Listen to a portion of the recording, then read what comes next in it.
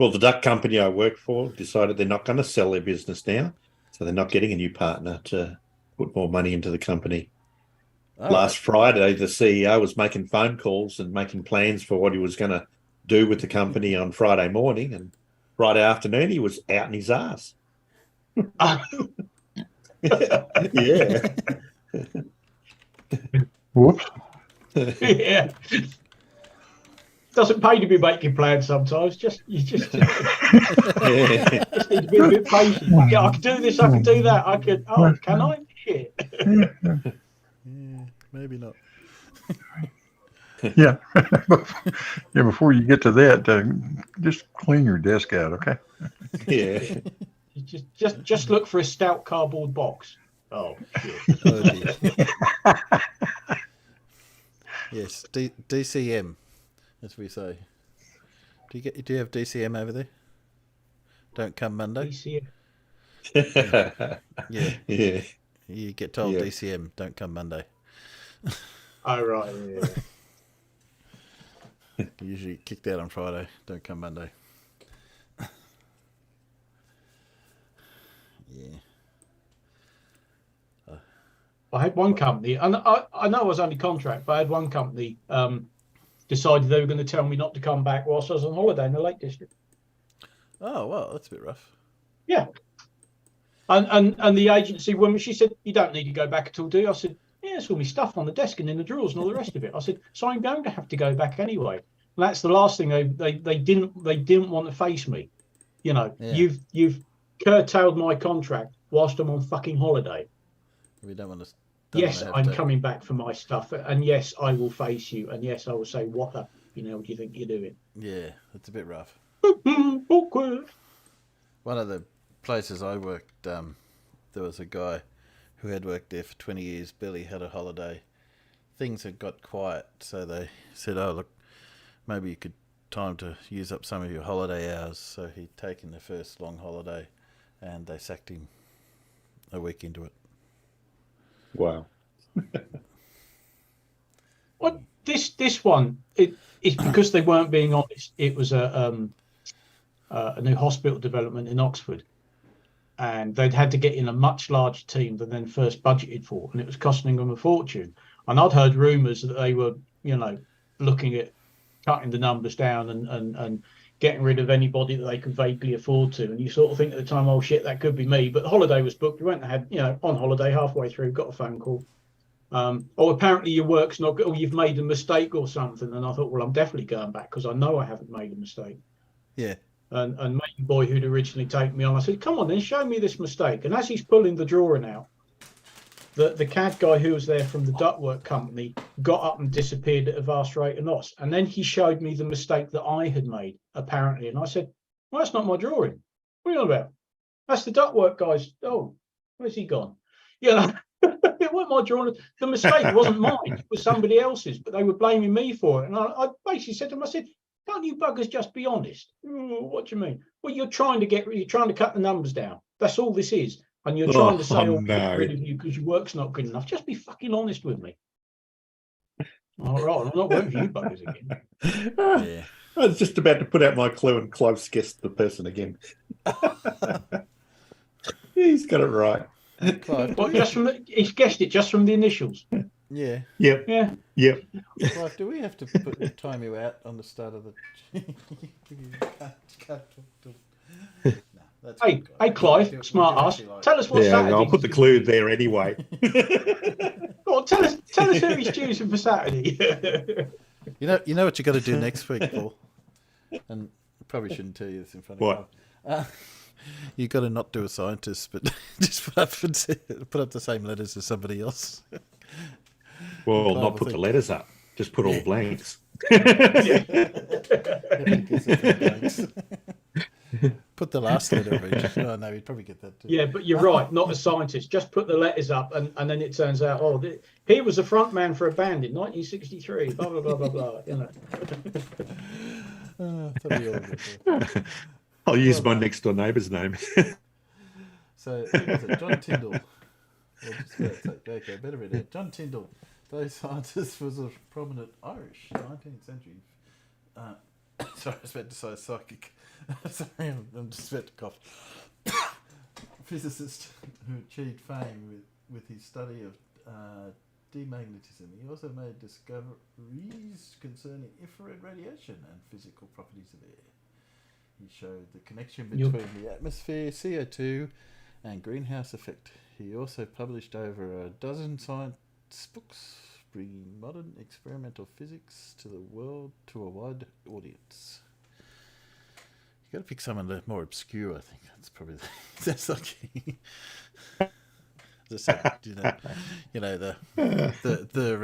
the office boy to some scientist, the guy who went and got the coffee or something.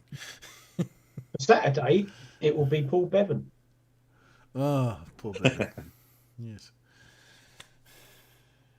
I was going to say that might be a little bit too much responsibility for him. What? It'll be Paul Bevan. Yes. Ah, dear. Well done. Yeah, your volume is all over the place. Am I inedible? I think I was not looking at my microphone when I was talking, which is that would do it. Yeah, because all you buggers who've got fancy microphones, you've got to be quite close to them. Yeah, well, I was reading it on the very far edge of my house 3 screens, and I was looking away. I'll have to remember to not do that again. Hopefully you can hear me better now. Okay. Yes. Cool. Okay. Gumbo's volume is always lower. Gumbo. Is that meant to be That's you. Timbo? You're Gumbo. Gumbo. Gumbo, isn't he the donkey from that old animation, you know? Yes, okay. I assume that was meant to be Timbo. It's probably that I talk lower too. I always get in trouble because I have a very soft voice, and I need to speak up. I do get that a lot. Although a friend pointed out, she came to my house with my mother once, and I'm talking to my soft volume, and my mum's talking about the same volume, and she's in between us, and we could understand each other, but she couldn't understand either of us. She was closer to us than we were. It's just how you grow up. You get used to it. I'm a low talker, yes. Who did that? Was that a IT guy, the low talker? Oh no, that was a Seinfeld thing about the low talker. Remember? And I never did Seinfeld. Never did Seinfeld. Okay. Well, maybe we could do. I was just looking at what I've got. I just realised I've got a Brian here, but A Brian? a Brian's Which one? Which one? What's logic? Brian's not so logical. You know how Logic. Charles talked about the perpendicular, etc. the other day. He did a video. I don't know if you saw that. Avatar so bloody small. It's half an hour long. I'm just trying to work out how to speed it up and we still understand what he's talking about. Where are you? Where are you? The other one. Showing up. Let's get it to show up. There we go. So. Oh, gee. Gee. Well, how are you doing? And okay, you're talking about low the talkers. title of this video will be Globe. I've got a volume up max. What you're seeing on screen now doesn't make any sense right now, but it makes sense in a few minutes. I'll try No, to it won't. no, it won't. as short and concise as possible. No. But I have to go through 3 or 4 topics. A few nights ago on the Try Thinking show, on one of the Friday shows, Charles Flatter Matt came on to talk to Bev and whoever else is there, paper, whoever. And this like, I'm going to link that show in the description here, and this show is a great example of why I don't debate these people or conversate with these people unless I'm paid my fee of €5,000 for a 2-hour debate, or €3,000 for a 1-hour debate, because I won't have my time wasted. by frauds. We're like going to Charles. pay you €5,000 Flat to talk to Now, you. Charles I is using the term flat out math as some kind of way. might pay him $5,000 to shut the fuck up, but I'm not gonna. Yeah. Oh, dear. You know what sort of hourly rate that is? I don't know how long I'm around since 2015. He's around longer than I am, supposedly. So he's using that term for I don't know how long as some kind of way to troll flat earthers, I think, in some way. But Charles claims to be a high school level maths and geometry teacher. So if he's teaching maths and geometry, right? Why would the Earth be in either a horizontal plane, a sphere, triangle, a square? How is that going to change maths? That won't change what maths is. Maths He is didn't still going to say be it maths. would. There's nothing to do with whether the Earth has a shape or it's flat. Do you know what I mean? Nothing to do with that. You know, whether flat has not a shape, other things are shapes.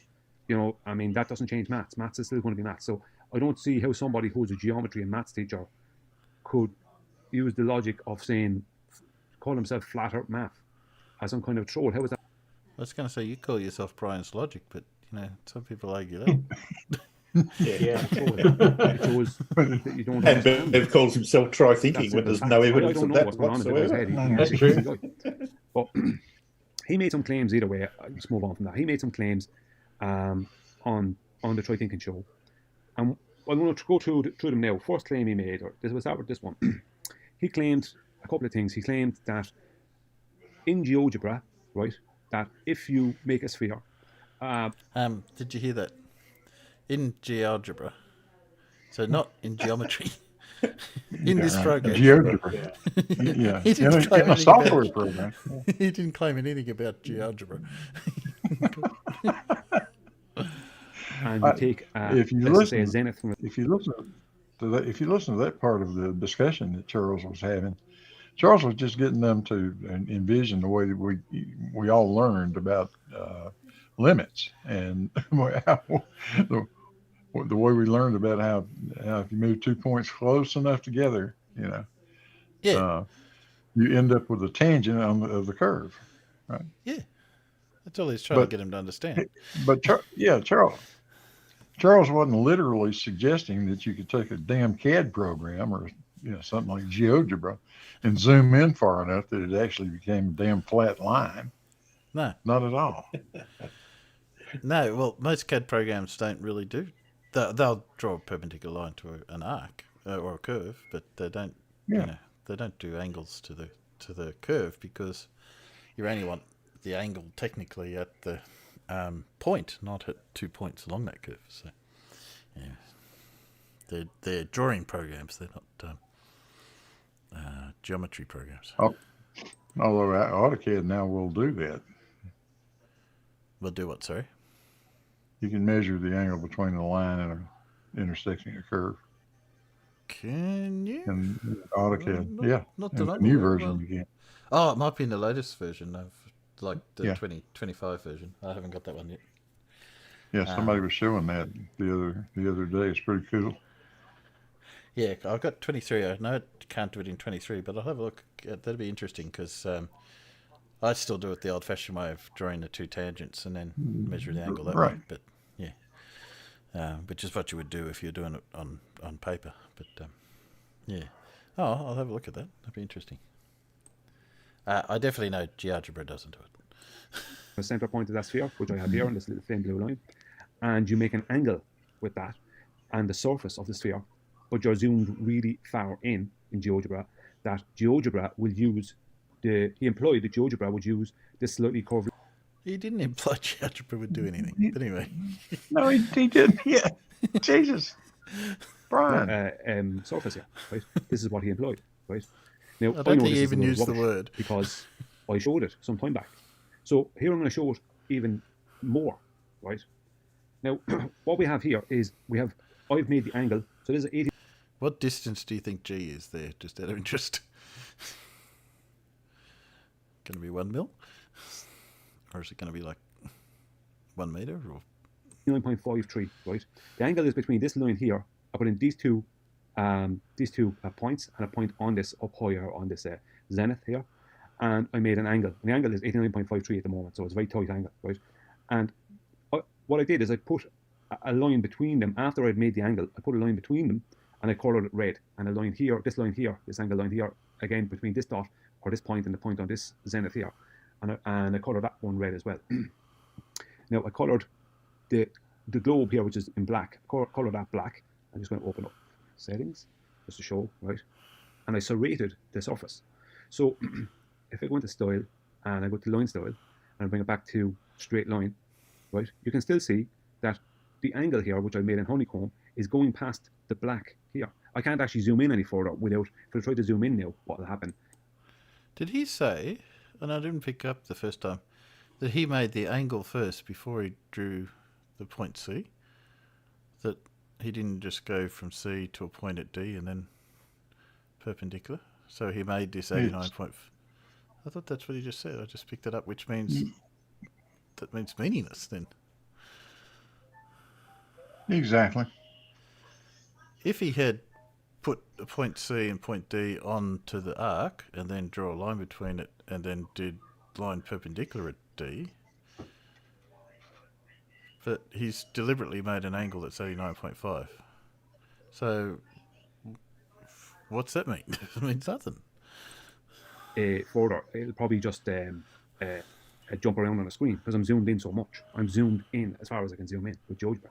So I'm going to make that a serrated edge. By making it a serrated edge, you'll be able to more clearly see that, right? That I make the serration even bigger. Yeah, you can see just that not this honeycomb portion here is going down past what will be the top of these serrated, let's say, blocks, and to the red line, right? And it's not doing that because I put the line in. It's doing that because it can't reference an angle if it's to a surface, if it's not, to a surface that is curved. It can't do that.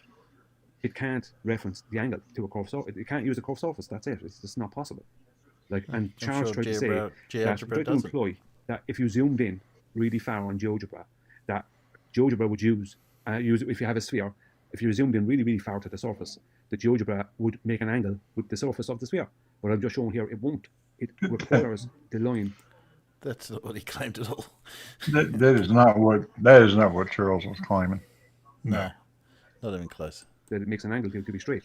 Even though I put in the red line, these two red lines afterwards, the point is that the angle itself requires two straight lines. So it wouldn't make a difference whether I put it here, I put it onto this one here, and put a point up here. It's still going to reference this red line and not this black serrated edge of the globe. It won't reference that. That's the point. Just like in CAD, I showed a few weeks ago in another video that I showed Rob Durham's video where CAD would not make an angle using a curved surface. Well, GeoGebra is exactly the same, and I showed that a few weeks ago as well in the same video. GeoGebra will not reference an angle using a curved surface. So, would Charles flat earth math, right? Globe earth math. I'd still like to know what the distance G is there. Is it really, really small or really big enough to make sure he doesn't get his angle? Globe earth math is what he really is, because he makes up crazy things like people on that side do. Would he teach the children he teaches? Would he teach them that you can use a curved surface as one line of an angle if you just zoom in really far? I mean, would he teach this? This is crazy. Like, how can this guy be teaching kids geometry and maths when he's teaching them stuff like that? I mean, that's crazy. I mean, to be honest with you, if his supervisors knew that he was... I would like to see him actually do what Charles said, which is if you draw the tangent at C, if assuming that line is perpendicular, and you got 90 degrees, and you took the tangent away, it's still the tangent. Doesn't change it. Teaching stuff like that to young people. I mean, their parents would be in an uproar. Like, he'd be suspended or something. That's crazy to think that you could teach kids that. I mean, those kids could bring him to court many years later.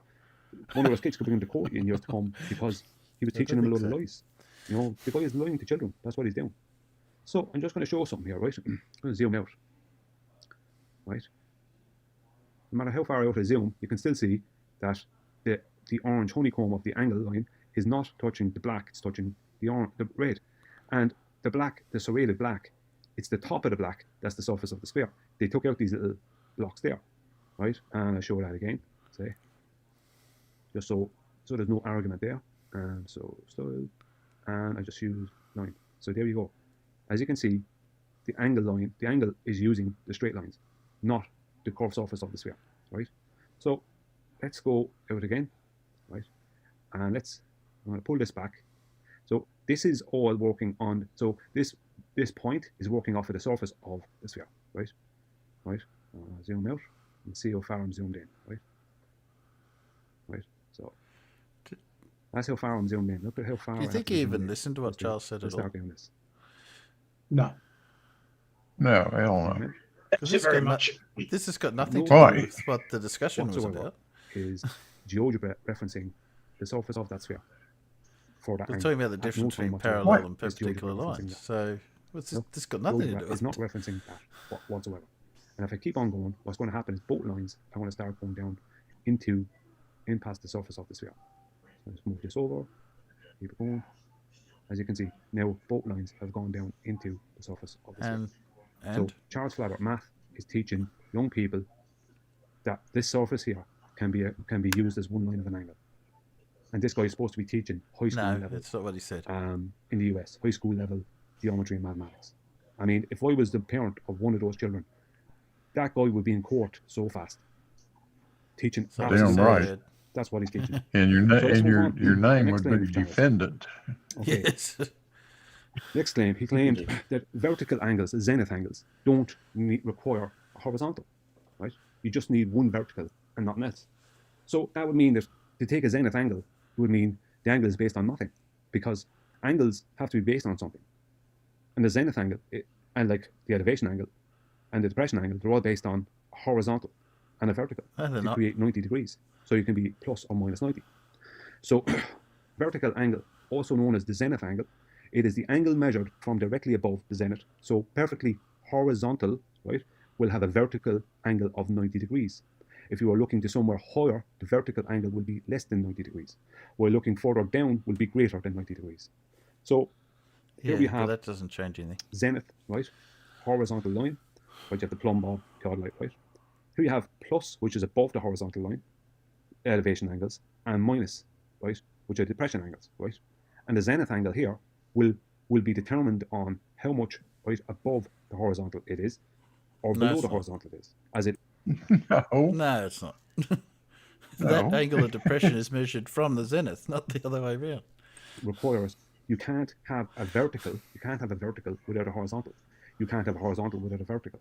A vertical will always automatically create a horizontal. A horizontal will always automatically create a vertical. One creates the other, as they're two in the same. They're two opposite orientations or different orientations, but they work hand in hand. So if you make a vertical with a plumb bob, you have instantaneously created a horizontal. If you create a horizontal with an auto level, you've instantaneously created a vertical, right? So Yeah, how does the auto level create its horizontal? zenith angle can go from 0 here down to 90 or past 90, right? And just to show that, like this. So you have your vertical zenith here and a horizontal, right? And you have your plumb bob down here, which are nadir, right? Or nadir. Okay. So for the elevation angle, you have 90 here, and that'll come down to 0 here in the red, or 90 here will come down to 0 here, right? But for the zenith, you have 0 instead of 90 at your zenith, and for the zenith angle, that comes down to 90. You see the blue either side, right? Or it goes below 90, right? Below 90, and the depression angle obviously is going to be from 0 down, right? So 0 down to 90 for the depression angle. So you can't do any of this. Theodolites don't work. Auto levels don't work. Sextants don't work without a vertical and a horizontal. You can't. That's just. Oh, dear. exactly. How do you have one without having the other, Brian? Yeah, and so, but you got to have you can't create a horizontal without a vertical.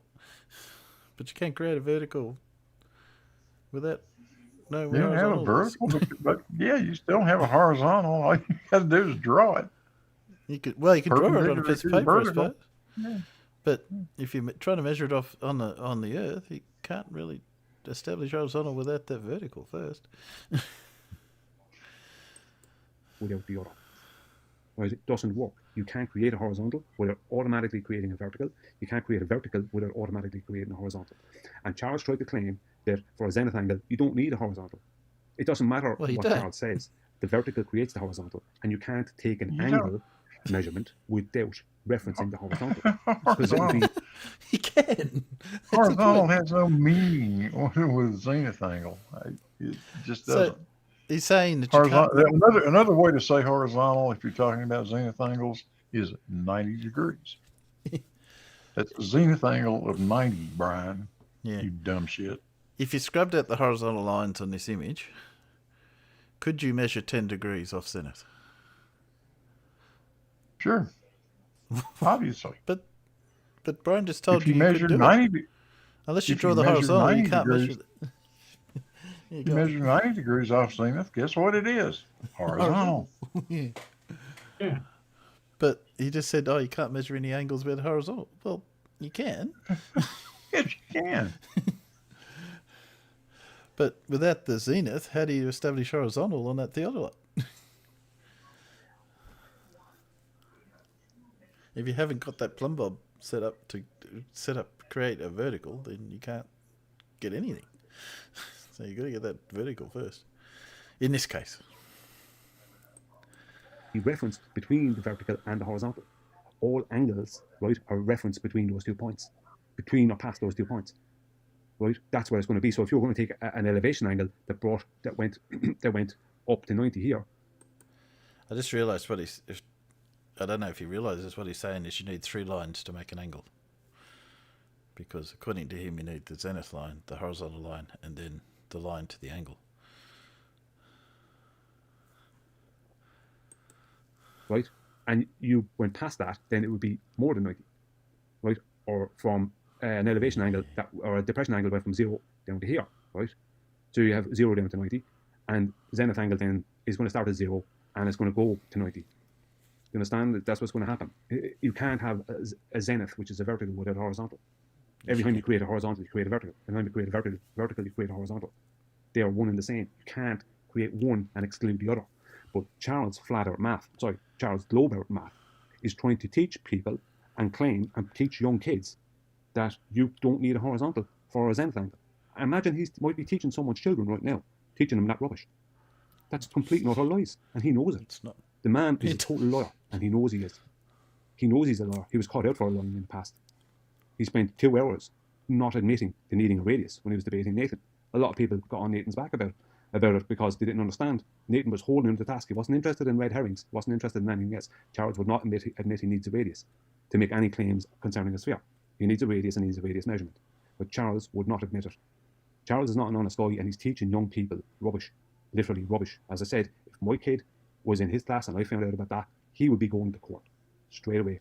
I wouldn't care. That would be an interesting not case. Even one iota. Straight to court. Yeah. The school would be going to court.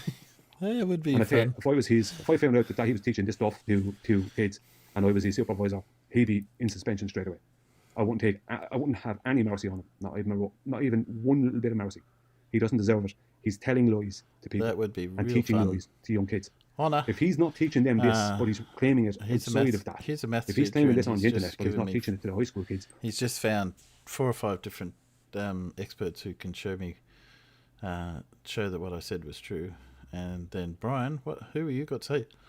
I made this video. I said this such and such. Yeah, that would be very much fun. why is he not teaching it to the high school kids? If he's claiming it on the internet, Yeah. but he won't teach it to the high See school if he kids, gets then that over means the whinging for a bit. there's no way around that. So, if you're claiming that diverging zeniths can be measured or exist, right, then you're claiming that rise over run is not real, because rise over run is how they measure slope doesn't. in surveying, right? So in math, slope is the ratio of the slope, vertical and but doesn't horizontal. measure The angle. vertical and horizontal changes between 2 points on the surface of a line. The vertical change between 2 points is called a rise, and the horizontal change is called a run. Okay, so here's rise, run, right? The distance horizontal, right? Rise is vertical, right? Now the problem is, right? That means they have to always have an exact vertical because they have to use an exact horizontal. That means they have to have an exact horizontal because they're using an exact vertical. Blue, have you ever used the term elevation grade? Elevation what? You sing elevation grade. What the Elevation hell is- grade. never heard of elevation grade What? before. What? They sound We've like two words that shouldn't go together. No, Yeah. I mean, he's got grade equals rise over run. Well, no. Well, in my world, grade equals rise over run times 100. But slope equals rise over run. And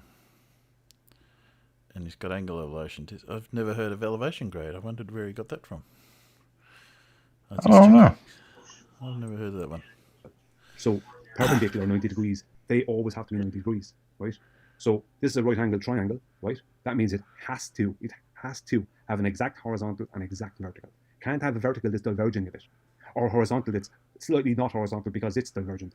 If the vertical diverges, then the horizontal is not horizontal. It's that simple. Jesus, Brian. You can't have one diverging when the other one is not That's diverging. at least 5 times he's repeated that same thing. Yeah.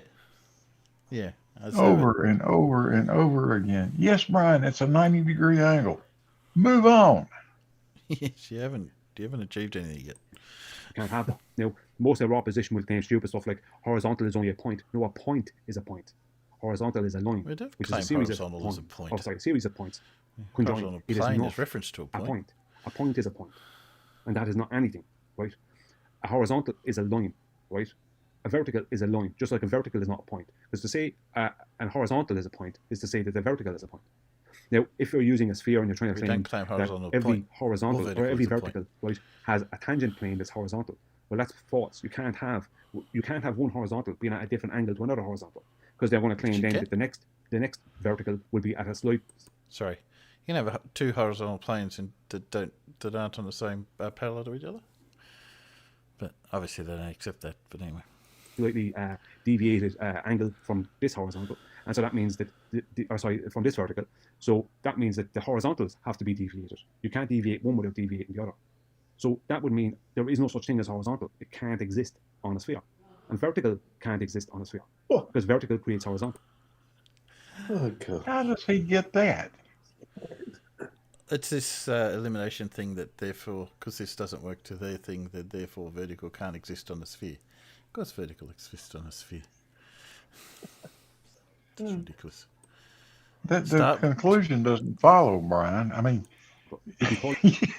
yeah, horizontal is particular to a specific vertical. Yeah. If you have a different vertical, you have a different horizontal. Your conclusion is, since horizontal is specific to a particular vertical, you can't have a horizontal. That didn't make any sense. No. None. And actually, what we just said is you can have an infinite number of horizontals, you dumbass. That's right. And we start with the vertical, or the point on the sphere. Yeah. Not come to the after the working out all this stuff. Anyway, see where he goes. Well, as a zenith, but it's not. You can't call it a vertical because a vertical is not going to be vertical unless it's beating a horizontal at a perpendicular 90 degrees. And you can't have another horizontal and another vertical being at a different angle to those two. You can't have another one over here to the right or to the left. It's going to be at a different angle. Why can't you? To these two. What do you mean you can't? This is the whole point. What do you mean you can't have it? Why can't you have it? Jesus. It confuses him. Yeah, he gets in this very cyclic argument, doesn't he? To this perpendicular here, all perpendiculars must be parallel to each other. What? What? No. Just because things things are perpendicular doesn't mean they all have to be parallel to each other. I mean, really? If you draw a whole lot of perpendiculars to a curve, even if they're not parallel to each other, stupid. There's no way around it, right? So here we have, right, you have leveling staff, right? You have a horizontal, right? Levels, this is don't be level, whatever. You can use all the levels, right? Same thing. So this is like differential leveling. All those verticals, right? See those horizontals? They all have to be parallel to each other. So they're all one horizontal, right? They might be at different elevations, but they're the same thing. And if they have to be parallel to each other, then all the verticals must be parallel to each other. And so how can they claim that the verticals will be diverging? If they're diverging, that means the horizontals... In differential leveling, they won't be. They won't be far enough to measure it. I'm pretty sure most places won't let you do differential leveling more than about 50 metres. Well, I think practically you can go a little bit further than that, but I'm hoping most standards it's around that. You might get up to a couple of 100 metres, but even then, yeah, it's small scale stuff. Is that diverging? Which means there was no way any of this would work, because all the distances along and all the ratios of slope would be wrong. The only way to have correct rate of slope, right, the correct ratio, is if you're using parallel verticals and parallel horizontals. You can't have it any other way. There is no other way for it to work. But the question is, Brian, when we do get it, what does that mean? That's the question. Basically, you can take all those verticals down to the same elevation, and bring all the horizontals down to the same elevation, and all those verticals will all be vertical 90-degree perpendiculars from that one horizontal. See, within the globe mind, there can only be one horizontal and one vertical from that horizontal. What? No. No, that's within the. That's called straw manning the globe, right? It's not the globe model. It's not even the model that differential leveling works under. Yeah, that's a bad picture, really. Well, when you do differential leveling, you're assuming a plane, right? For whatever site you're working on, you decide on a plane, and it's relative to that plane. If you're going to go beyond that sort of distance, then you can't use a plane. So then all the differential leveling stops working. So I can't get that scale, of course. Yeah, well, in reality, that's not 3 straight lines. It's 3 arcs. Technically, yeah.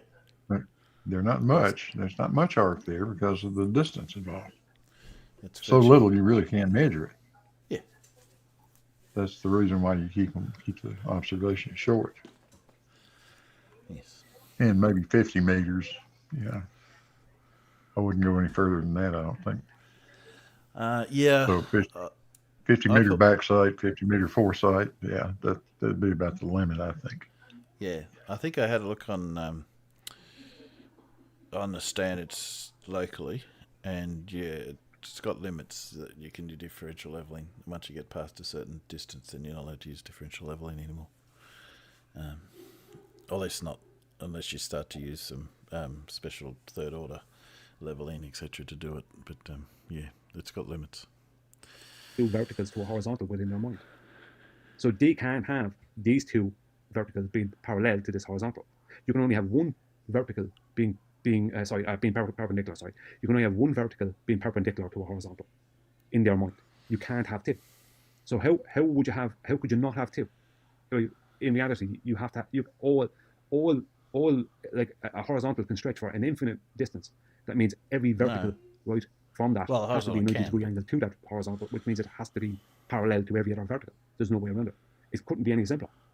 But they can't have that. They can't have 2 verticals both being perpendicular to one horizontal, because that would mean they only have, because if they have one vertical that's perpendicular to the horizontal, then the other line they're calling a vertical can't be a vertical because it's not perpendicular to the horizontal. It's just crazy. It can't work. It doesn't work. Brian. It's impossible. That's the problem. It's actually impossible. It's not like you can even imagine it. You can't imagine it. You can't even imagine it happening, because the vertical that isn't perpendicular to the horizontal is not a vertical. That's the problem. Here we have again. So as you can see here, there's a horizontal going all the way along here, right? At the same elevation, that horizontal. Let's just say, right? All those verticals must be parallel to that horizontal. Horizontals going around in a square, right? Or a rectangle, let's say, either way, right? The point is that you can do differential leveling in a square or a rectangle. How can you have any of these verticals not being parallel to the other vertical? How is any of this going to work? It's not going to work. None of this is going to work. The distances in the horizontal will be wrong because you won't be using verticals. You'll be, you know what I mean? You and turn that into 4. It works in rectangle, right? Oh yeah. The globe and the circle. It can't be done. They only work. XY is whether it's horizontal or vertical. It's a plane, right? So if we treat this horizontally, the X and the Y, right, all these lines here, this line, this line, this line, and this line, they all must be parallel to this X axis. All those lines must be parallel to the X axis. The Y is the same. All the ones that look vertically on the screen, they all must be parallel to the Y axis. It's because this is how it works. It works in squares. So each one of these squares here, it works in rectangles and squares, but squares is the easiest way around. Each one of these here can become a smaller XY coordinate plane. And you can break that into 4 and have 4 smaller ones within that. 2, right? These are in a video I made about 5 months ago. This one here, this diagram here, comes from Jesse Kozlowski and Larry Scott, right? The 2 false surveyors on the globe side. And this is one that was added by Blue Marble Science, right? Now, they're trying to claim divergent zeniths here. Now, I have a video coming, and I should be doing another video on this soon enough to show other things that they did here that was really fraudulent, right? Basically, they had to make their globe smaller, right? It's really funny. But the point is, they didn't do any of this. For a start, XYZ, they were using XYZ coordinates. They didn't do any of this, right? I'll link my video to show exactly what they did with how I show what they did through Meetup and through the angular size calculator. It shows exactly what they did. Basically, what they did is they made two perpendicular, right, 90-degree angles here where Scott was and here where Kozlowski was.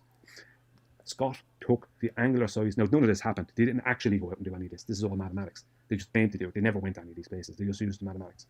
They took the angular size. He took the angular size of the hill or mountain that Kozlowski was standing on. Kozlowski took the depression angle to Scott. That means they both had to use, right, the same perpendiculars. So these 2 perpendiculars here, right, were perpendicular to the same horizontal line. To do what they did, it meant that the line between Scott and the base of the mountain, and the line from Kozlowski over to Scott's zenith, right? That's 4, right, perpendiculars. There's a 90-degree angle here, 90-degree angle here, 90-degree angle here, and 90-degree angle here. Never mind what's written on the screen, right, and this rubbish about how they measured more than 90 or more than 180 degrees. No, they did not.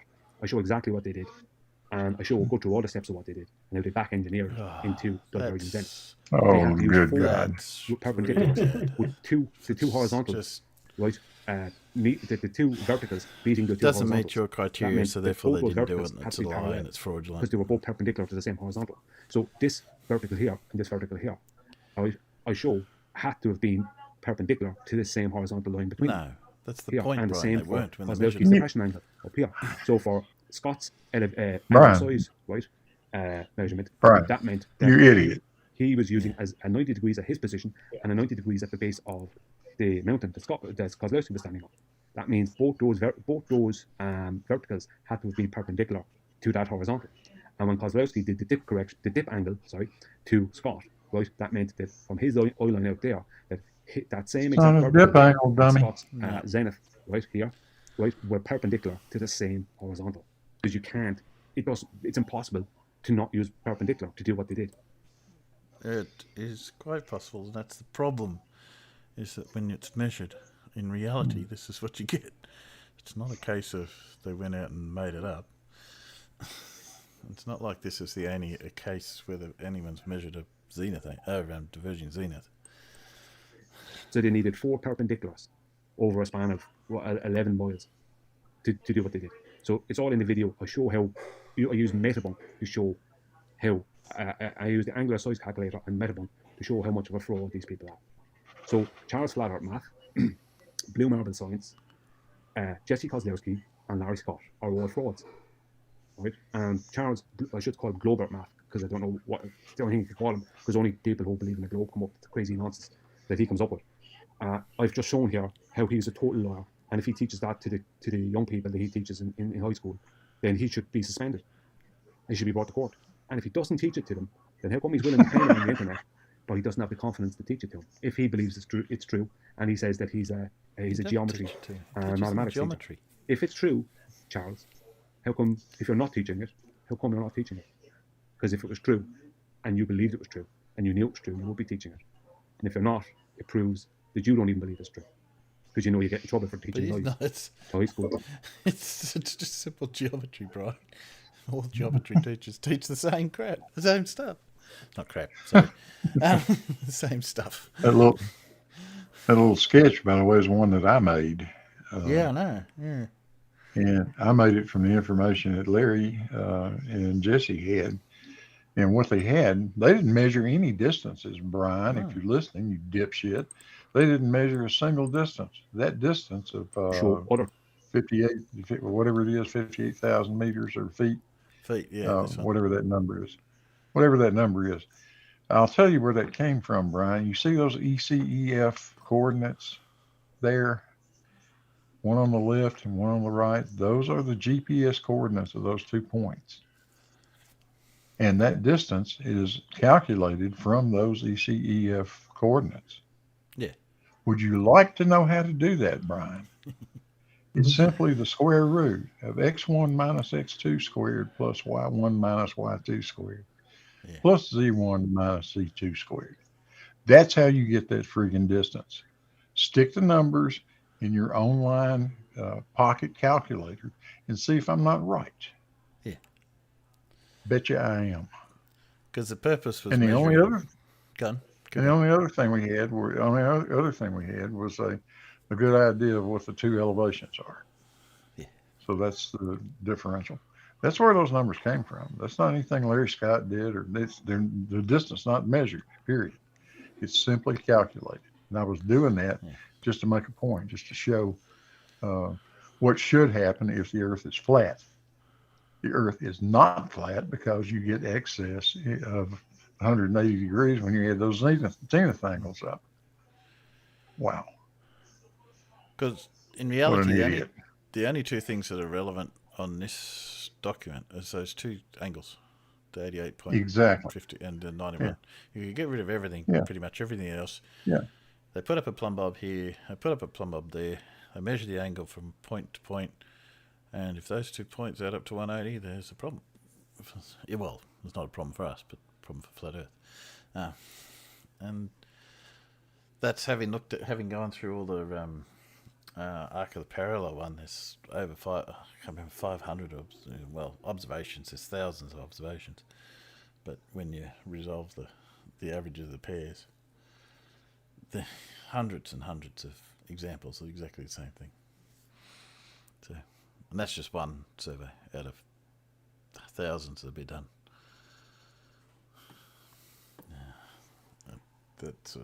What annoyed me about it was the claims, oh no, they didn't do this, it's all lies. Yeah. Well, that's why we've got all that video of them doing this. Yes, that's the frustrating thing. Is just, let's just dismiss it. Can't, because it doesn't fit your narrative, it must be lies. Okay, enough of that. Do you want to do some bingo? Got some bingo?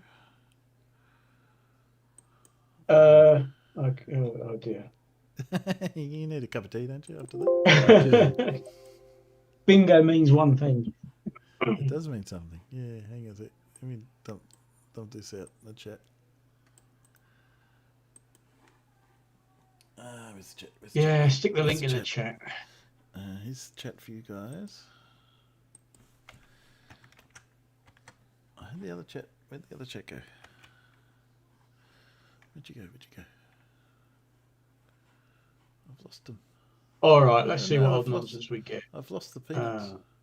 Come on, peanuts, where are you? Oh, there you are. Okay.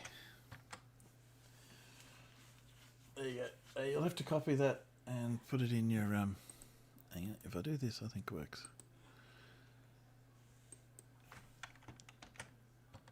I think that probably makes the link a bit better. Yeah, there we go. Okay, well, sorry, I wasn't reading the chat. Clive. It's gone elsewhere. Okay, what do I get? Let's see what I get before I play it. We'll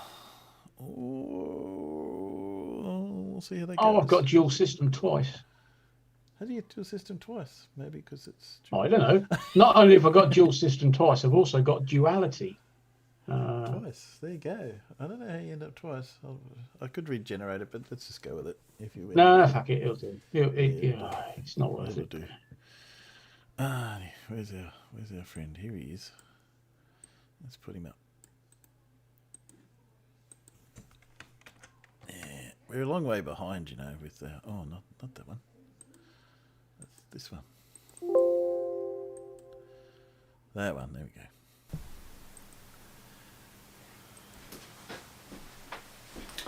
Welcome back, everybody. Welcome back to the Tomb of Illumination.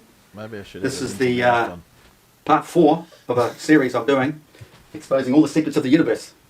Well, maybe not all of them, but you're going to be blown away when you get to the end and find what I've discovered and what I've explained. Information never brought together, never exposed before, never explained properly. So hang in there till the end. Start from video 1, work your way through. There could be, this is the 4th, there could be another 2 or 3 after this. Just depends on how much I want to put into the series. But I just noticed uploading one of the videos, video 1, it cut short. It finished up abruptly. So I was in the middle of describing the Milky Way and how it works, how one end's back in the centre of creation, back to the black hole, on the horizon of the black hole actually, that's where the sun is, and the Milky Way's in the sun. It's attached. You're going a bit faster to you. So that's at the end of the Milky Way. Yeah, sped him up to one end is out. Well, it's half an hour long, so I was trying to soften the blow. Out where we see it, the image we see in the tropical gap. So there's the unseen and the seen. Gap already. There's some churches and cults that talk about this sort of stuff. Remember, thinking back, my daughter went to a church like that, where they're blessing the seen and the unseen. Well, you might have had some divine connection, I don't know. But anyway, there's the unseen and the black hole centre of creation here. Another end out here in our realm where we see it is the visual, the image. They're all just images. Nothing's physical above us, okay? It would be pretty silly of Jesus to put, or God, to create our realm with stuff above us that could kill us, fall on us and kill us. No, that's a bit freaking simple. So here's the Milky Way.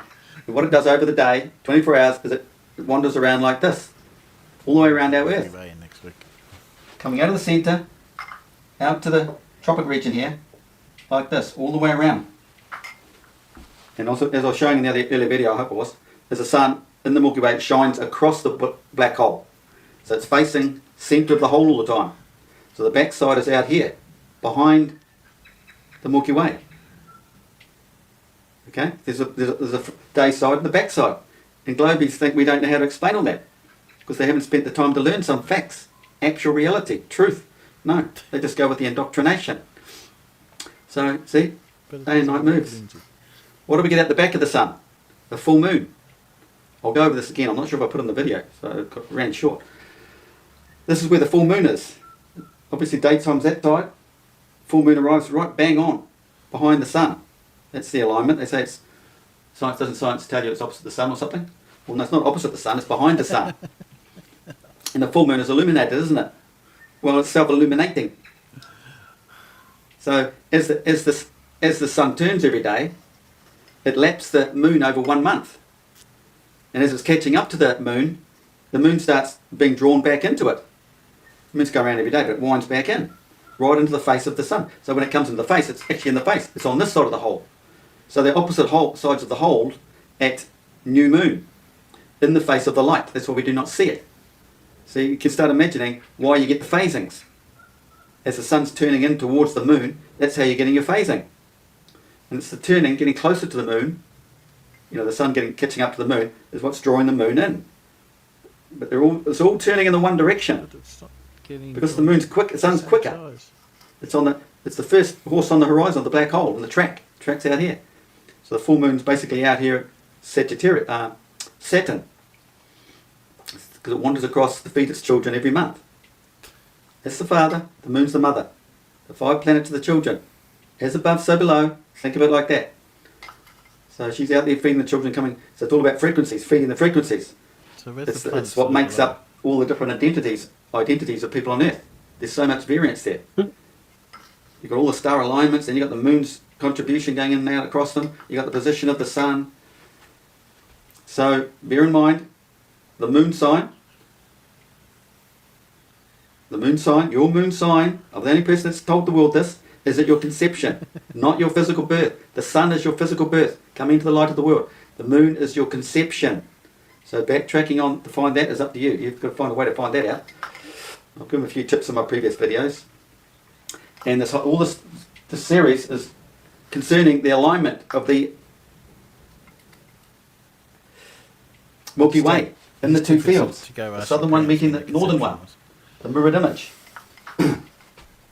Okay, and that it's all about that the central gap, this tropical central gap. Okay, I think I've talked about that, but I'm not sure. I'll have to go back and check out those videos. But anyway, the last video finished while I was talking about the mythological, whatever your culture thought of Sirius, their interpretation. We're down to the Polynesian version now. So, just as the appearance of Sirius is in the morning sky marked summer in Greece, so it marked the chilly onset of winter for the Maori. And you see, in New Zealand we're told that it's the start of the new year for the Maori, which is total rubbish. I knew this way back. I did this massive post on Facebook. But people just they're just not awake to all the true information, the truth. So you think, well, why the heck would a culture create the beginning of their year in the middle of flipping winter? It's not logical, it's stupid. And you've got all these other cultures on the northern hemisphere celebrating it in summer. Well, because it represents a divine period. It's the arrival of Sirius. Despite whether you're in the northern hemisphere or the southern hemisphere, it's where Sirius arrives, on the horizon. The eastern horizon. It's the start of the holy season. Okay? Start of the holy period, 9 months. So, Hawaiian, I went over this, I think, called it the Queen of Heaven. It was representing the feminine aspect that comes into the man during his divine awakening. It's associated with this period. Many other Polynesian names have been recorded, including Tauaua in the Marquesas Islands, Rehua in New Zealand, and Ahaku Kauopu in Hawaii. So the notes I've made here, Maori have Matariki, July 14th. July 14th, so you must arrive on July 14th, but I never see it because always cloudy, rainy, wet in that period. So in New Zealand we don't normally see it till it gets about 30 degrees off the horizon. Well, horizon. So it's the mark of the season as soon as that arrives, okay? Basically all the cultures knew it was the start of the Enlightenment season. Ancient Egyptian, they have all these ceremonies and all that. Very divine period. So what are we going to know? The sundog arrives in July. Okay, so that's the Polynesian version. Moving along. Okay, the new year. Sirius was both, this must be regarding Egyptian, Sirius was both the most important star of ancient Egyptian astronomy and one of the decans, star groups, into which the night sky was divided. So there's the two systems. There's a dual system. You can think of the dual system. A lot of these things I say, even Trinity. So the dual system would be the division between Sirius and Antares at the other end, the other horizon. Or you think of the dual system here, the northern field meeting the southern field, crossing at this divine gap. So the separation, what did I say? Divided. It's divided. With each group appearing for 10 days annually. Each group appearing for 10 days annually. Not sure what they mean by that. You're the only one who knows The this. Helios- You can't tell you. Heliacal You got to tell us. rising. The first night that Sirius is seen was just before dawn. Was noticed every year during July. Early Egyptians used this mark for the start of the new year. Well, that's BS they too, know it because the was Egyptian New July? Year was more like, well, it's actually supposed to be the 6th of September. That's the day of creation. Everything started there in ancient Egypt, because they tell the whole story, the whole divine story of creation, Jesus' story and everything. But somewhere along the line, they've it was got July. someone's interpreted it as 11th of September. So I just thought, well, the 6th plus the holy 5 days kinda brought it to didn't 11th. So I don't know what's going on Well, there. after this. But really, it should have been the 6th of September. So it's all just associated when this turns up, that's the time to celebrate because it's the start of this holy season, not the start of a year. Misinterpretations. Right, the opening of the year. It was celebrated with the festival known as the coming of Sopdet. As early as the first dynasty, Sophis was known as the bringer of the new year and the Nile flood.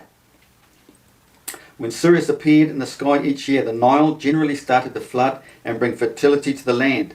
The ancient Egyptians connected the two events, and so Sophet took on the aspect of the goddess of not only the star and of the inundation, the flood, but of the fertility that came to the land of Egypt with the flood. The flood and the rising of Sirius also marked the ancient Egyptian New Year, and so also was thought of as a goddess of the new year.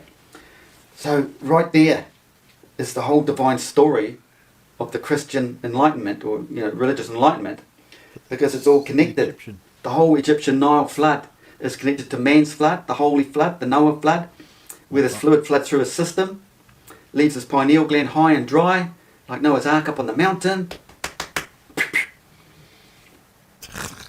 It's all connected. And then you look on a map and look at the top of the Nile, up at Alexandria region there, you get the river shaped as a nervous system of the spine, and up top is all the ligaments, whatever you want to call them, to the human brain. It's in that image. Man is from the earth. We're all connected. It's the whole divine story in Egyptian mythology is all in the physical form on earth, because as above, so below. That's what people have to understand. You're not taught that in church.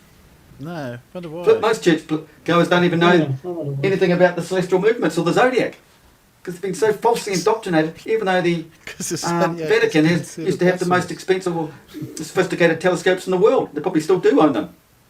Why is there a big pineal gland, pine cone, sitting in the flippin' Basilica frickin' courtyard there?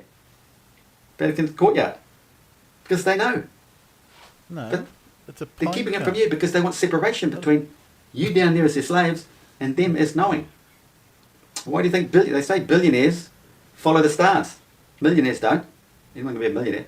Billionaires follow the stars, the celestial occurrences of everything. This is why it's all deep in Freemason philosophy. We'll go on here. As early as the first dinner, read all that, haven't we? The flood, yeah, okay. Her aspect of being a fertility goddess was not just linked to the Nile. By the Middle Kingdom, she was believed to be a mother goddess and a nurse goddess. This is delving into the feminine aspect that comes into the male when he reaches enlightenment, his other half. He's got the physical and he needs to incorporate the spiritual. That makes him singular. That's enlightenment. This is why they're talking about her being the mother, like it's the whole Jesus story. The mother, the birth of creation, I it's can all to hear do with the many, moon, this event. words It's to do with here this about person, this man's moon sign, who's the mother. The nurse, so it's all about creating Jesus. It's all about rebirth. In the Bible, how can a grown man be reborn? Well, because he's not physically reborn. Spiritual birth. Now she's a goddess. Changing her from a goddess of agriculture to a goddess of motherhood. So you've got an association with the earth and the spiritual. This probably was due to her strong connections with the mother goddess Isis. Yes, because Isis represented the night sky, the moon, and what else is happening around there, star alignments, everything, in the Milky Way. Not just a goddess of the waters of inundation. Sopdet had another link with water. She was believed to cleanse the Pharaoh in the afterlife. It is interesting to note that the embalming of the dead took 70 days, but it's really 3 months. The same amount of time that Ceres was not seen in the sky before its early rising. She was a goddess of fertility to both the living and the dead. Okay? Meaning living, physical world, dead, spiritual world maybe. There's a dual system there too though. So, this is the light of man cycle, spiritual enlightenment season. But then when Antares reaches the western horizon, then we get the 3 months. It's basically gone down into Amente before it comes up and goes through our nice season again. This is the, we're going to go into that a little bit more, the embalming season, the afterworld, the No, underworld, there wasn't an embalming. the dark season you say, the light side, dark I side. didn't wait till July. Oh, 50-50 in this before they situation, though. started embalming people. So it disappears for 3 months, right? So that's because the sun catches up, Be a bit smelly. hides Orion the whole season here for 3 months as it's in the light of the sun during the day. Then the sun moves ahead and moves off it, then starts exposing it again. So it works. Everything in our night sky all moves in the one motion. It's all going around this way actually. You throw that up on over your head in the northern hemisphere, it's all anti-clockwise, isn't it? And then we look out south, Except it's in the the other south way. we see it the other way It's around. That's in other videos if you want to go back and check out my older In videos. the middle, it's not. In the pyramid text, she is the goddess who prepares yearly sustenance for the pharaoh. So you say the pharaoh is the born again one, he's the holy one. In this, her name Pharaoh of or year. Pharaoh? In this, her name of year. She is also thought to be a guide in the afterlife for the pharaoh. letting him fly into the sky to join the gods. This, because the enlightened one gains immortality. Because he's raised his kundalini, he's raised his soul. He's the only one who gets the soul raised. Unless you go through this heavenly rebirth, you do not raise your soul, despite what you might think, going to church thinking you're born again because you went down to the lake to get, to go baptized.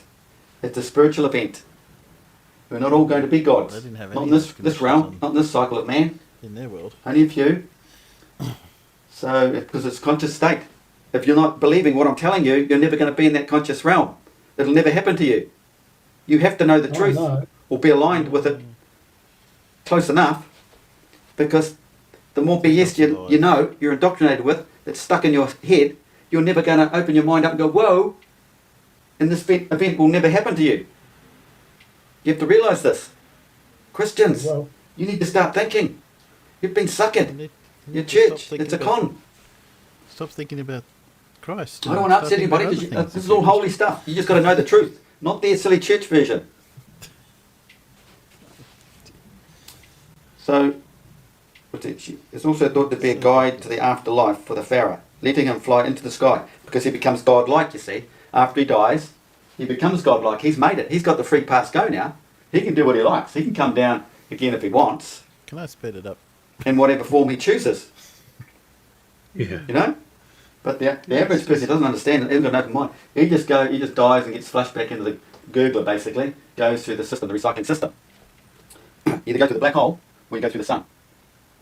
A lot of people see the light of the sun, but you've got to get up there. That's when you get weighed. Are you going to continue on through the sun, or are you going to be flushed down? There's a bit more to that, because I won't get into that. It's a bit more Does complicated. it make more sense when I speed him up twice as fast? Letting him fly into the sky to join the gods, showing him godly roads in the field of reeds, and helping him become one of the imperishable stars. Imperishable. Wow. So when you think about it, because what happens, they've got this big vortex in the centre here, so it's full of stars. Ooh, And they're slowly going down through the system, through the recycling system, I think. But you've got all the Milky Way stars here too, and they are slowly winding in here too, over time. So they'll finally wind in and go down here over millions of years, or thousands, whatever, as the sun's rolling around inside. This thing's rolling, it's being slowly sucked down the gurgler too. But you've also got to realise, this is the feminine aspect, all the stars are in the female. They come up through this way. But this is the male aspect, and they all go down through this way. Male going into the female, see? So the average person doesn't get to go through this tube. I'm not going to get into that right now, because I might mind that a bit more. What about it? Showing him godly roads in the field of reeds. That was spiritual and not physical. And helping him you don't have to go become one of the imperishable stars. She was thought to be living on the horizon, encircled by the duat. So, they might have misinterpreted that. There's the sun's on the horizon, circled by the dual system. Jewel. Got the back on the dual system racing around it. And that's back in creation. But then you have to imagine the world-league system we have out here in the tropical gap. The dual system between these two fields here. The two fields in the physical world here. Back in creation, the two fields around the black hole. Because Earth is from the hole. Earth is from that flipping black hole in there. The place of rest. That's why Earth is fixed and stationary. And all the action is around it. Okay? That's why it's fixed and stationary. And all the energy expands out from the centre. So does man expand as he moves from the centre out to the south. Everything not fixed part of the Earth expands as you move south. She was thought to be living on the horizon, encircled by the duat, paralleling the story of Osiris and Isis. Paralleling. The Pharaoh was believed to have had a child with Sophet. This is the divine enlightenment. That's the alignment. The sun and the moon together in the Milky Way. That's the tomb. Okay, I've done videos on that. Want to check them out earlier. The Milky Way coming around, swinging over the moon, getting the female in the tomb with the sun under the Milky Way. The whole Jesus story. Right, Sumer. In the Sumerian civilization, predating the Egyptians, the epic of Gilgamesh, describes a dream of Gilgamesh where the hero is drawn irresistibly to a heavy star that cannot be lifted despite immense effort. Cannot be lifted. Well, probably because the star's going over like that. You can't bring it back. You can't lift it back. It's going down. Too heavy. Get that? Or magnetically locked. If you go back to the centre of creation here, everything's magnetically locked in there. Well, the horizon of the black hole is. But like I say, things eventually start coming down the gurgler. The star descends from heaven to him and is described as having a very potent essence and being. The god of heaven, Gilgamesh, had for his companions 50 oarsmen in the great ship, Argo, a constellation bordering Canis Major where Sirius is found. Yeah, well, you're probably talking about the 50 main stars in this 9 months, okay? And it's a heavenly sent thing down to man. It affects his brain, mind, the water, because the full moon is magnetic and moves the water of the earth, and the water in the man's brain.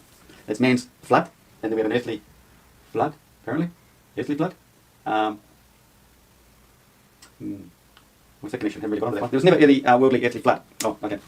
The only time it flooded was before the sun was created. It's right back at creation. But as far as we are concerned as humans, Earth has always been here. Okay? It's a conscious state. It's always been here. But if you go back and use your mind and think about creation, it's all flooded. Then the sun was created. What happens when you've got a hot sun? Water starts coming up off the sea. That's what filled our firmament. Moisture. It's all moisture up there, thanks to the sun. The sun went out, completely disappeared. All that moisture would come back down and it would probably flood the Earth. When you go to some science books, they say, oh, there's only so much water in the atmosphere. It wouldn't flood the Earth. But I don't know. I don't trust them. But that's basically what the story is. Telling you there's a flood. Or, that's not the case. It's to do with the Axis Mundi, the Mount Meru. There was a mountain in the centre of the Earth, and in some story it broke off and fell into the sea. We are now living in darkness, you see. So one day, hopefully, that will come back up because through the recycling system of Earth, Earth is always going down and fresh Earth is coming up. So in time, that may come back up to the centre again. Then we'll be in the age where we should all be enlightened. That's the goal. To all be enlightened, to know the truth and not lie. So, we've done that. We're going to move into the exciting bit now. Bring up the other picture. Oh, where's the other? Oh, it's in behind here.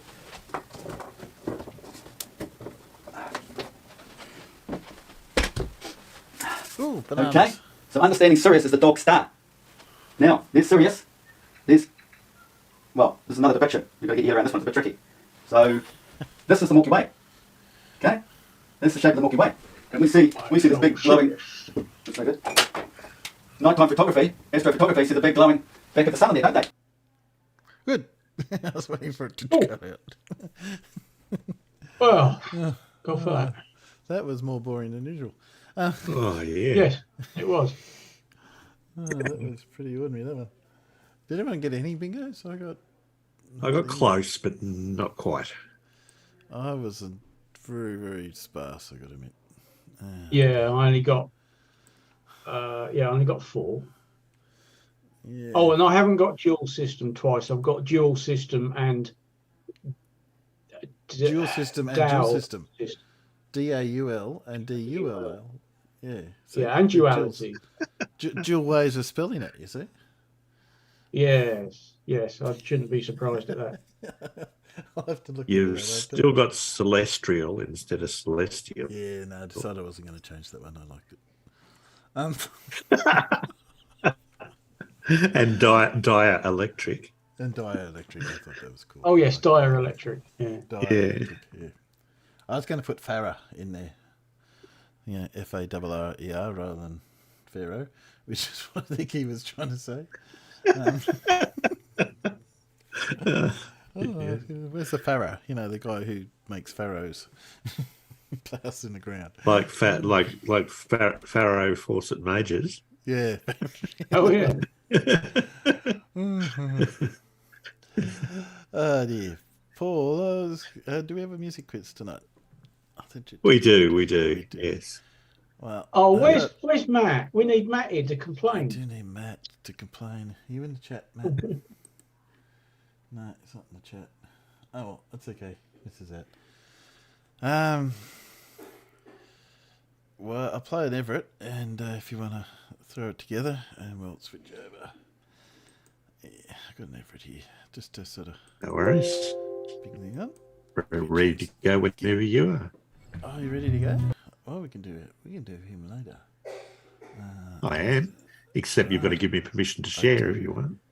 Of course. I was going to get to that. I've got to push the button down here. Oops, stop that. And I've got to put them over there. Hang on, several things going on at once. That's over here. Where are we? Screen share. Multiple people screen share. And then over here, I've got to... You should be able to share an Apple. I've got to switch that over there. Righto.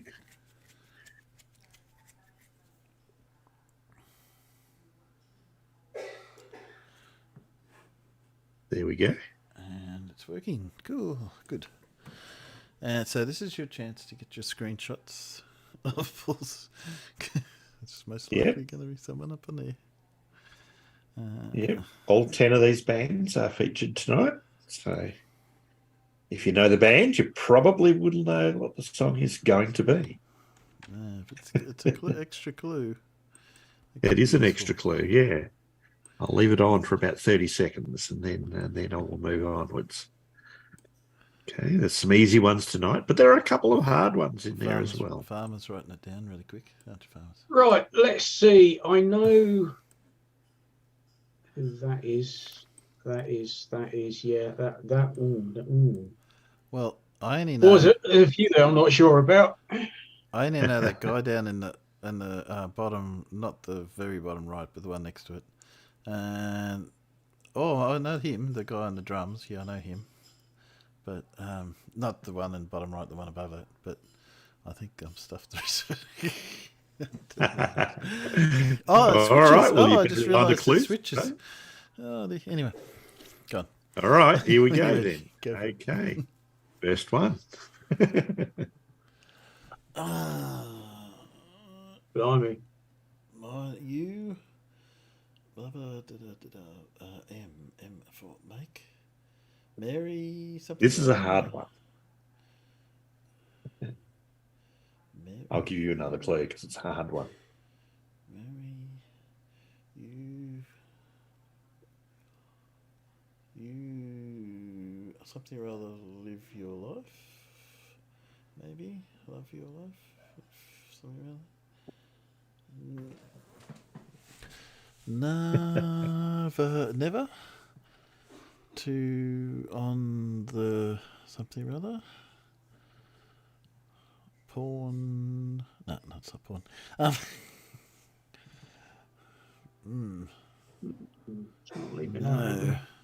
No, I didn't think it would. This is a hard one.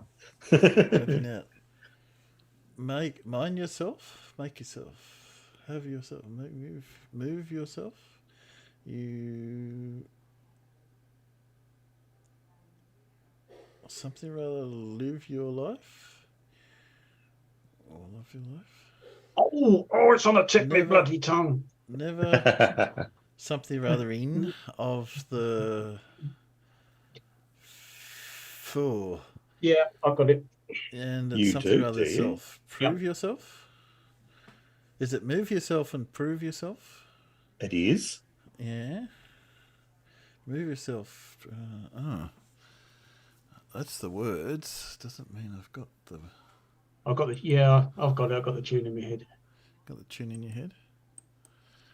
Yep. Move yourself and prove yourself. You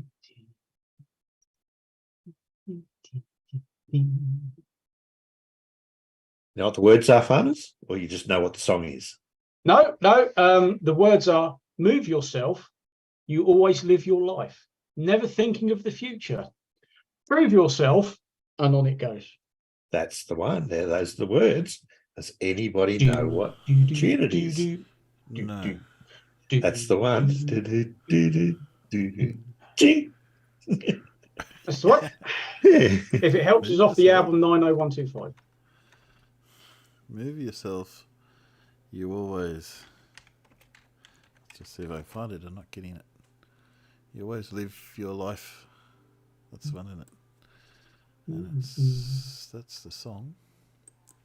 Well, we will have to get Farmer's Boy to tell us what it is. The song is called Owner of a Lonely Heart. It is. It is indeed. By? Yes. Yes. Yes. Yeah, no, yeah. Yes. That's what we want to know. The owner of the lonely Yes. Yes. Yes. Yes. Yes. Yeah, I just asked you that. Can't you tell me? Yes. Well, I know. Can't you tell me? Yeah, okay. I think The band name is Yes. No? Yes. That's I mean, that is a rock classic on sort of, rock radio. Yeah, it is. Yeah. Okay, second one. Run. You should not. Won't be you. Run. I'm guessing it's Run, rat. Rip. Run, rat. Something else? Rip. Yep. I'm just saying random words. Well, you never know. Some might fit. Show you how easy it is to do this when somebody's saying random words in your ear. Run. Well, I'm guessing it's run. Maybe. But you think it's run. No, it's not. Run. Run. Rat. Is it run rat? Because that's what Blue said. I can't see how run rat would fit.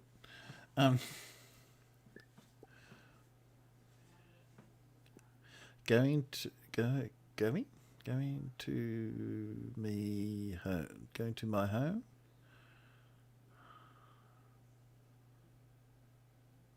That doesn't make sense. Not going anyway. Gone to my hand. Well, you're going to get it now. Red wine goes to my head. Yes. So obviously the song's Red Wine. By?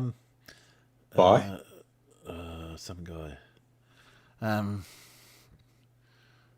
Oh, we're going for the original. And must me to The most commonly known version. Ah, okay then. Because I know who wrote it. So it's obviously Red Wine. Yeah. Yep. Who was the group that made The- it popular? I would say the most common. Well, I know who wrote it, but the one that was done recently and probably sort of was more popular was UB40. That would be the one. Yeah. Yeah, So UB40. it's Neil Diamond. UB40. There This you is UB40. Yeah. Neil Diamond originally did it, but everybody knows the UB40 version. Yeah, that's right. Yeah. Yeah. All right. Next one. Did any peanuts get that? Sorry, I don't have my peanut chat up. Oh, Where's my peanut chat gone? Peanuts. Where are the peanuts? Oh, I think I closed my peanuts. Oh no. I'll have to get them up again. Okay, keep going. Sorry. There you are. wow. What? It's.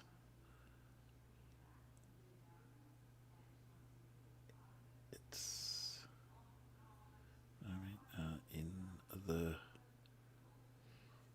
So, what's in you love you. Live Wills. Fleetwood Mac. Fleetwood Mac again. You love you something or other.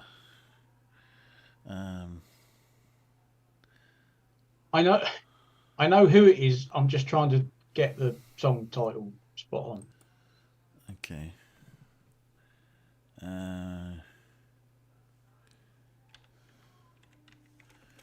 I think it's.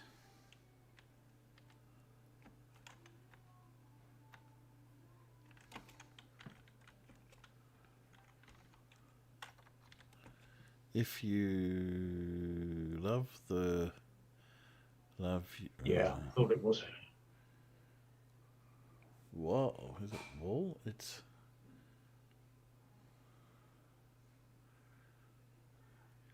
Running around in the. This was one of those groups that could have been huge, but Yeah, that's right. Except they could kept have been dying. due to one or two unforeseen circumstances. Yeah.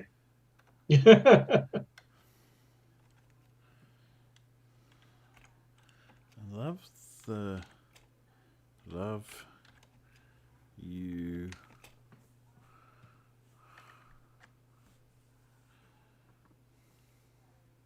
They did some bloody good songs, actually, thinking about it. I'm Oh, it's not surprising, but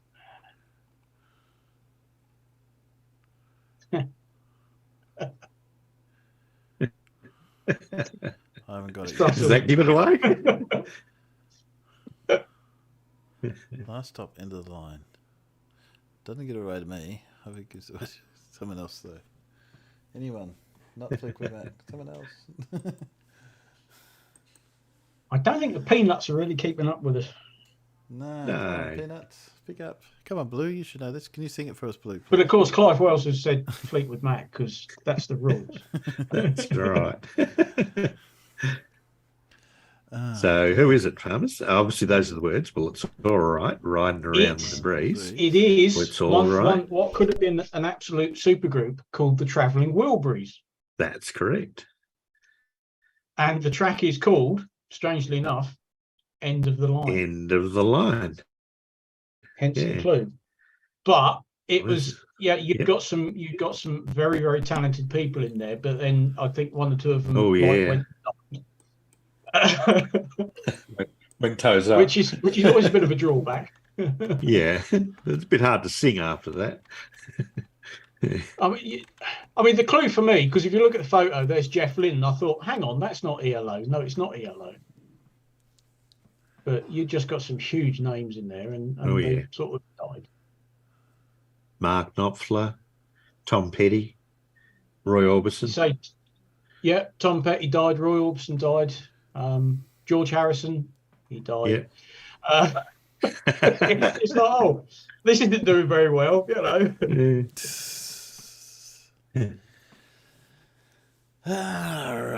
I am on your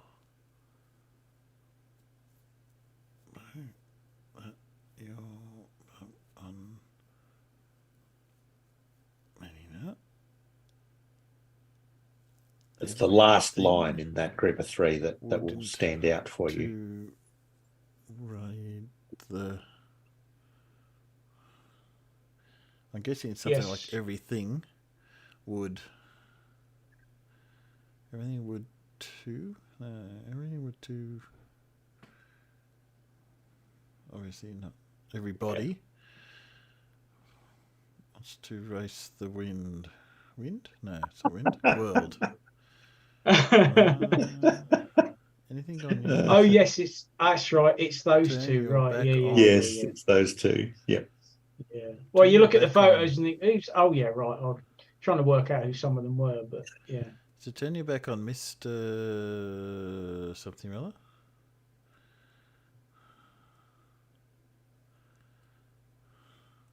Everybody wants to rule the world. Oh God, yeah, it takes me is back. the last line. Everybody. What was that, Timbo? The last line's "Everybody wants to rule the world." Yeah. Which is the song. Well, that's the lyric I can remember. Bye. This is the chorus. Bye. Let's do well enough together. So there's the words. Turn your back on Wants to rule the world. Who did that? Come on, tell me, Mr. Google. Well, this one's telling me it's Tears for Fears. Here's a group you'll have completely forgotten about, I bet. Yeah, it is. Yeah. Probably a group that you don't really want to listen to too much anymore anyway. I was never their greatest fan, I have to admit. Yeah. But they were of their time. Yeah. I guess. Fleetwood Mac, yes. It's not Fleetwood Mac. Fleetwood Mac. It's not. All right, that's it. I'm making every answer next week Fleetwood Mac. Hello. You have to guess each Fleetwood Mac song. Got your... Oh, no, it's not going to be got. Yeah, it could be anything.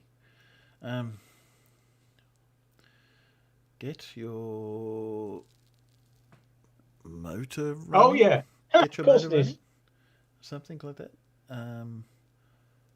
Have one on the something or other.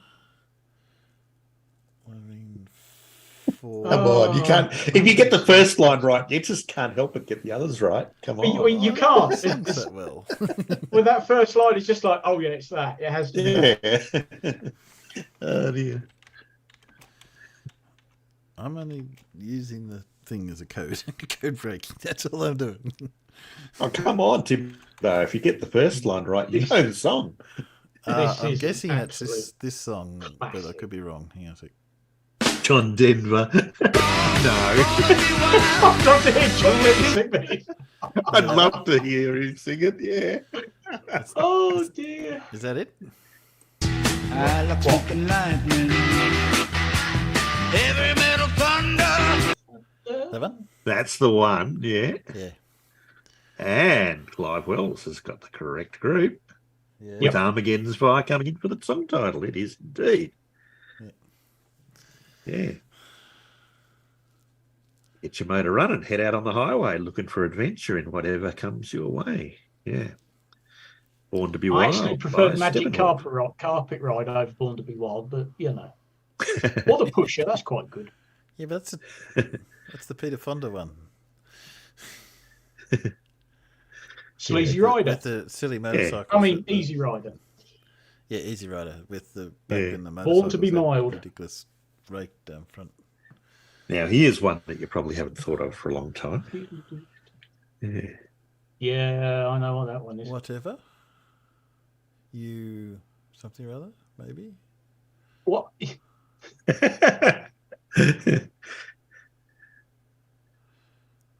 Whatever you want, whatever you like, whatever you sin. You pee your pants. You put your mouse something around that line. You tell maybe you tell your. There you go. We got Dave Cannabis with the song title. Whatever you want. What is that? Whatever you want. Whatever you. Shy. Sky. Whatever you. No, it's not Shy. Their 28th studio album was called In Search of the Fourth Chord because the joke was they could only play 3 chords. Yeah, exactly. Right. Yeah. And because it was such a long-running joke, that's why they called their album In Search of the Fourth Chord.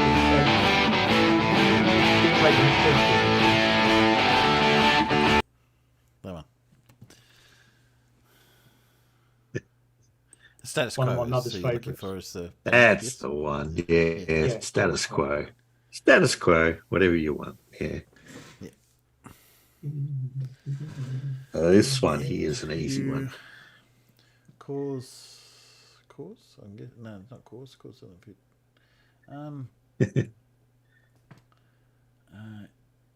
If you want Oh, me, yeah. baby, and you think I'm sexy, That isn't it, yeah. come on, say me so.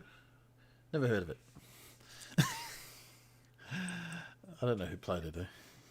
So it's if you want me. I assume it's want me, baby, No, it's not me.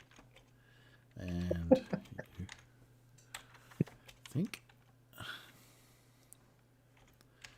Come on, Peanut. Who's that? I've given you the words. And you just got to tell me who it is. Well, you've given us some words, not the words. Well, it's Rod Stewart, obviously. Exactly what is happening. You want my body and you think I'm sexy. Come on, honey, tell me so. It's hits all the time. Oh, that's it. That's what I was thinking of. Oh, dude. Yeah, you're right. It is indeed Rod Stewart with If You Think I'm Sexy. If you Well, think Clive, I'm you've got that one. sexy. Not all the answers are Fleetwood Mac, Clive. All right, next one. Okay. What? That's just the first guess. What? It's the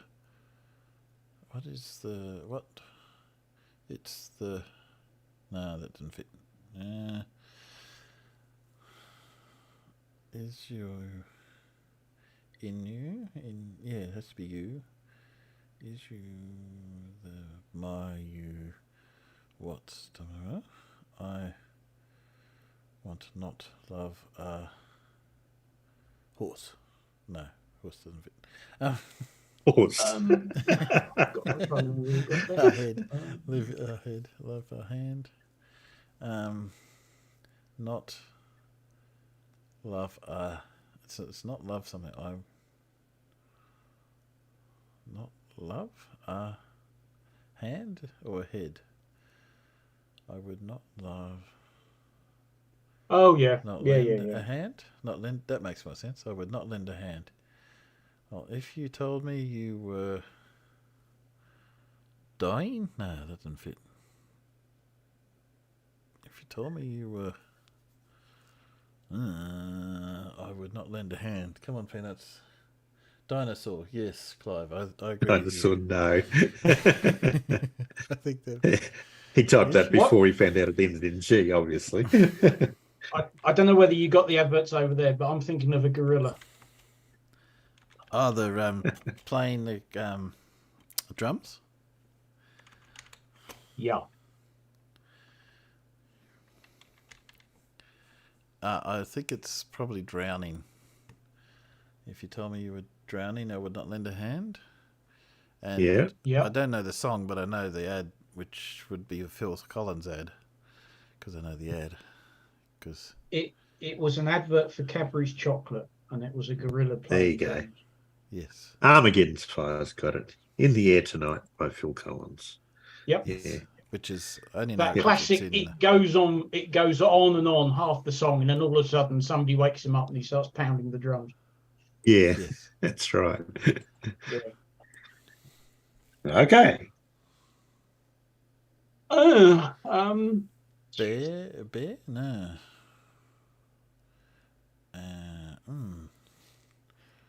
Well, there's only a few artists left. I'll take random words beginning with the letter B for 500, Alex. Yeah, well, this works for me so far, Blue. They're not so random, but that's okay. Random 4-letter words starting with the letter B.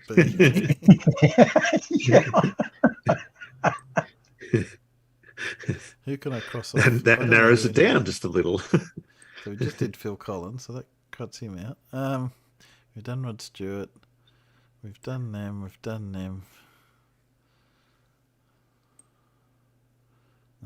know. Oh. Baby. Oh, that was. Why didn't I think of baby? That should have been a right first up, shouldn't it? Baby of your cat. No. I could think of a 4-letter word that starts with C and ends with T, and a lot of Aussies use it. But 4-letter. How do you spell cat with 4 letters, Timbo? well, if you use the other word, that I'm thinking Sure, of, Timbo could. You put an R in it, right? with a U and a N.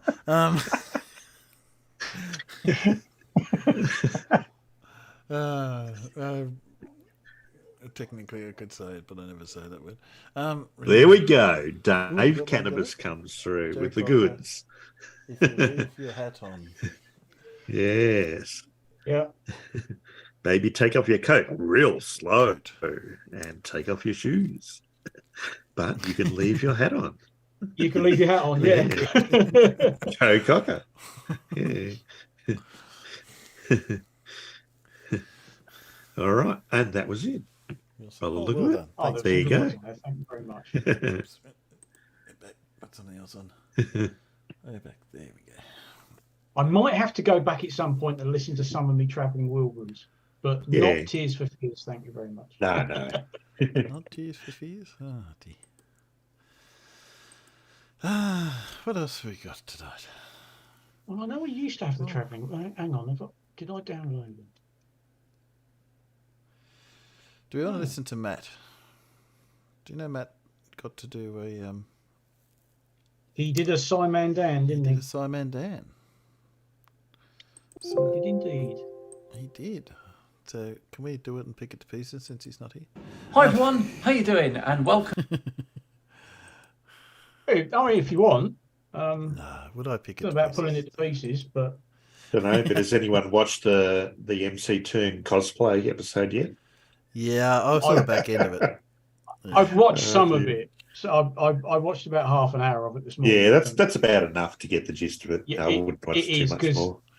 Yeah, It gets a bit boring gets a after a bit while. thin doesn't it? Yeah. I was trying to let him see if he'd let me go on as Gleason. That's why I had the Gleason one up, but I couldn't get his attention. But that's okay. I was going to. All I needed was a goat in the city hat. That could have been bad. I was going to say how all these flat earthers keep stealing my ideas. Okay, let's play Matt. Matt's not here to say go. Go for but it. who will go in? Oh, hang on.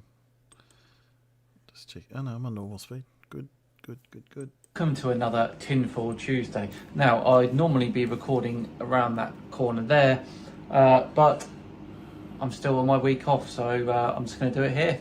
Anyway, today's content creator that's covering is someone called M2M, formerly the Casual Spaceman, and he is one of the best moon landing denier debunkers you will find out there. And today for Tinfoil Tuesday, he's looking at Level Earth Observer and Level Earth Observer's take on the Chinese space station. Now, I have looked at that before, but nowhere near in the amount of depth that M2M is going to do. Enjoy.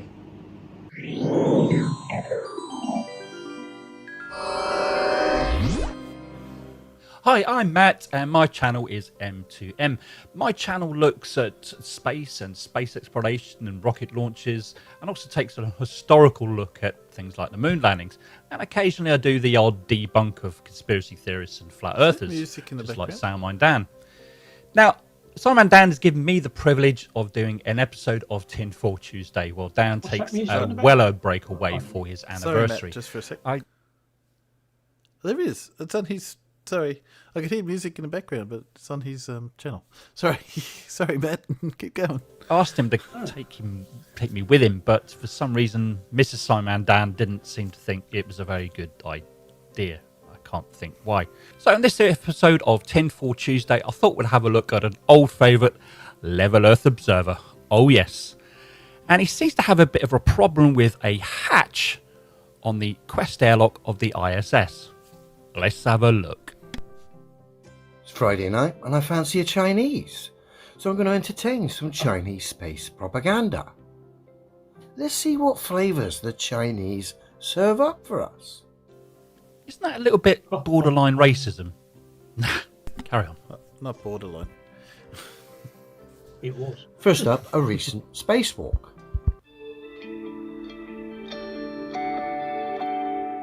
Yep, so that's the Shenzhou 15 takenauts that are about to do an EVA on the Chinese space station Tiangong. Ah, now this is great. We're only seconds in and we got the Chinese exposing NASA. Exposing NASA? Are you sure, mate? Please note the solid hatch here the Chinese are using to exit their space station and supposedly enter the vacuum of space. I'll put it back a bit. Of course they're using a solid hatchway. I mean, why wouldn't they? I think you could probably see where this is going right now, can't you? I say, just note the solid hatch.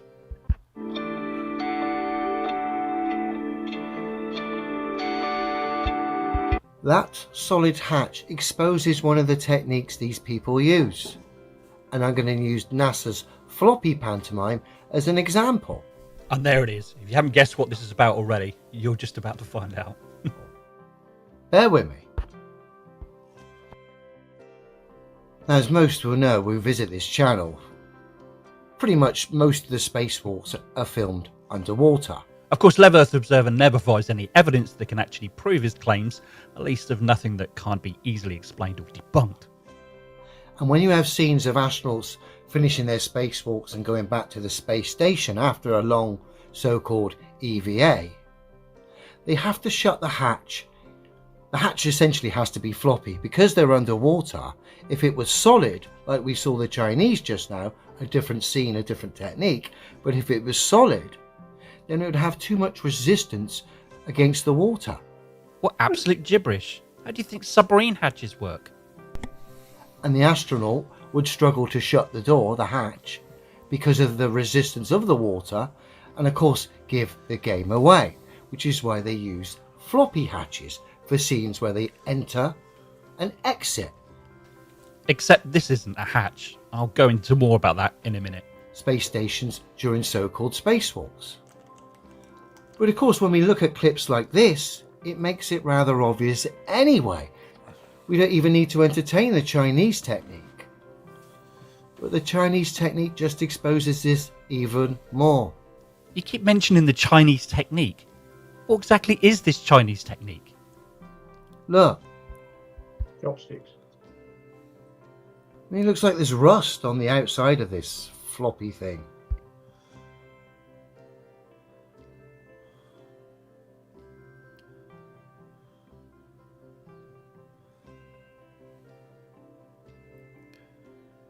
Which doesn't look like it's in water at all, but anyway. No. Now, if our mate was in Well, the that's just vacuum of because space, it's there would be all in no the resistance giant here. He'd just pull it down and it'd be Excellent done and before. dusted. Because he's in water, even his soft hatch Oh, now I Again, can not a hear. hatch, and NASA's never claimed it to be a hatch. Matt, you're on is the- meeting by the way. resistance against the water naturally.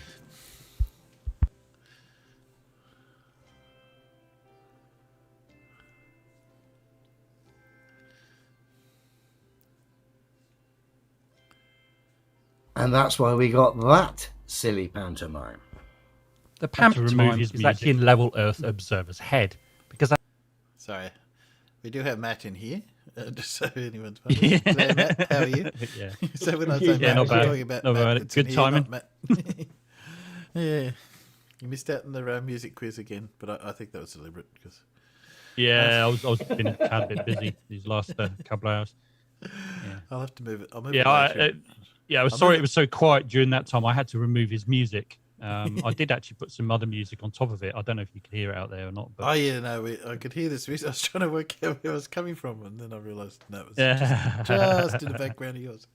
yeah, can we move on from that horrible image in front of us right now, please? Sorry, sorry, my button, my mouse isn't working. It's just not clicking. Oh, I don't know. Oh no! I've had my hair cut and my beard trimmed since then, by the way. So my Yeah. hair's a lot shorter. My beard's a lot shorter. I was gonna point out, like, were you wearing a hat just before you came in here? No, I was wearing headphones though. So Because your hair that was was just a little bit flat. It's a little bit better in this shot, but yeah, the very start. yeah. Anyway, Yeah. I'll take the Mickey out of you later. We'll keep going. As always, he doesn't know what he's looking at or what he's talking about. The so-called hatch we're looking at has never been claimed to be a hatch by NASA because it isn't a hatch. What we're looking at is a thermal cover. It's made from multiple layers of thermal materials like mylar and others, very similar to the outer layers of the astronaut spacesuits. What it does is provides a thermal equilibrium in respect to the hatchway and the hatch, so when the actual solid hatch is closed, it has no issues making a proper seal or any issues while opening the hatch inwards.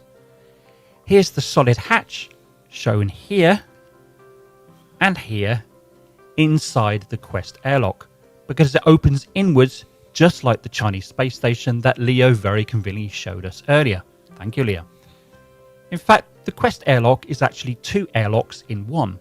One is called the crew lock and the other is the equipment lock. So that creates a middle section between the section open to space and the section that is the ISS at full pressure. This allows the ISS crew to use pumps and bleed valves to ensure that the middle section matches the pressure whichever direction the crew member needs to go. As for the so-called rust marks, as Level Earth Observer thinks, there isn't a great deal of information on this, but through my own research it's speculated to be oxidation, for lack of a better term, of one or more or a combination of materials rubbing off of the spacesuit gloves onto the cover material, and perhaps traces of atomized gas in the hatch during the coming and going of pressurization. A combination of the two could be oxidizing, including the material of the hatch cover itself. As you can see, it's around the edges on one side of the thermal cover where most of the handling occurs. Now, this seems to be the most logical explanation to me, but I'm always willing to learn, open to new ideas, so if you have more knowledge than me, I'd love to see it in the comments. But as for the rust, what makes Leo think that this flexible material would rust, even if it was in water, is beyond me. Let's see what else he's got to say. And now we're back with this scene. Like I say, China can get away with a solid hatch with this scene because they're not underwater. But what's going to follow is a couple of clips, some underwater scenes, and a couple of stage shots. And one of the stage shots is pure mockery, I'll tell you. But you've got to love the fact that Chinese solid prop hatch has just served up NASA. No. Again, not difficult, admittedly. But let's continue. Just no.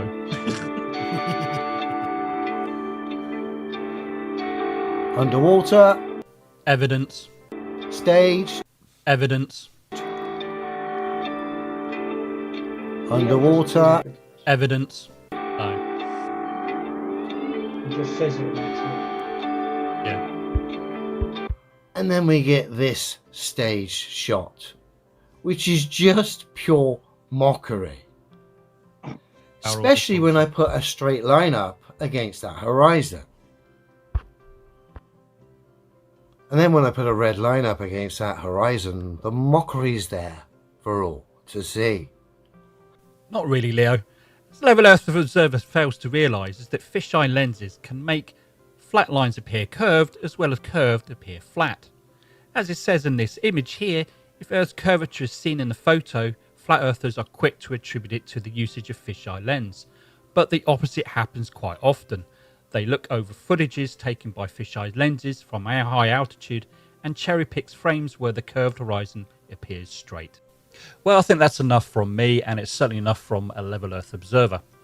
Look, I have never missed a single episode of Tinfoil Tuesday since Dan started it on his channel, and neither should you. So if you haven't done so already, please click on the subscribe button below this video. Click on the bell icon, select all, and you'll be notified when Dan uploads another video to Tinfoil Tuesday or any other video. And you could always do the same to me as well. Just head on to M2M. That's the letter M, number 2, and M. Head on over there and subscribe if you're interested in the kind of thing that I do.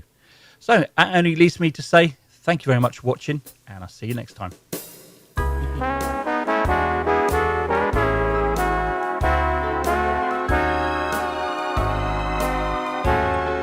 There we go.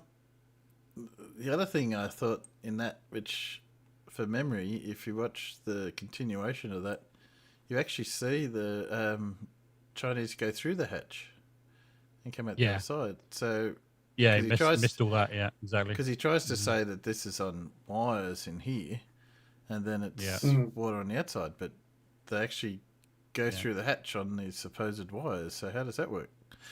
Yeah, exactly. Yeah. I mean, he's not consistent with his own theories, because quite often, sometimes he will say, "Oh, they're on wires," and then he will say that they're underwater. So I've said this consistently as well. That, which is it? You got to have both. Is it on wires or are they underwater? He does this all the time. He contradicts himself. He do a video some weeks later that will contradict the other one. That's happened on numerous occasions. That's what I always keep promising myself. Yeah, I always keep meaning to do videos on it, but never seem to ever get around to doing them. MTM, your channel is hard to find in a search, says Judy Bassett. Yeah, so a few people have said, but mind you, it seems to have over 200 people seems to be able to found it without too many problems. So I don't know. Don't really know what to say about that. I've got to figure out. I mean, I don't really know unless somebody else actually does it. I mean, when I type in M2M, I managed to find it. So I don't know. If I type in M2M, it'll probably find it because I've got you subscribed. You've been on before. I know. Yeah, exactly. M2M. Yeah, that's part of the day you went away. So it's a music video comes up as first one. All right. Yeah. If I type, I think if you click on the filters and filter it down a little bit, you probably will find it. I think you'd have to put M2M, and if you put space.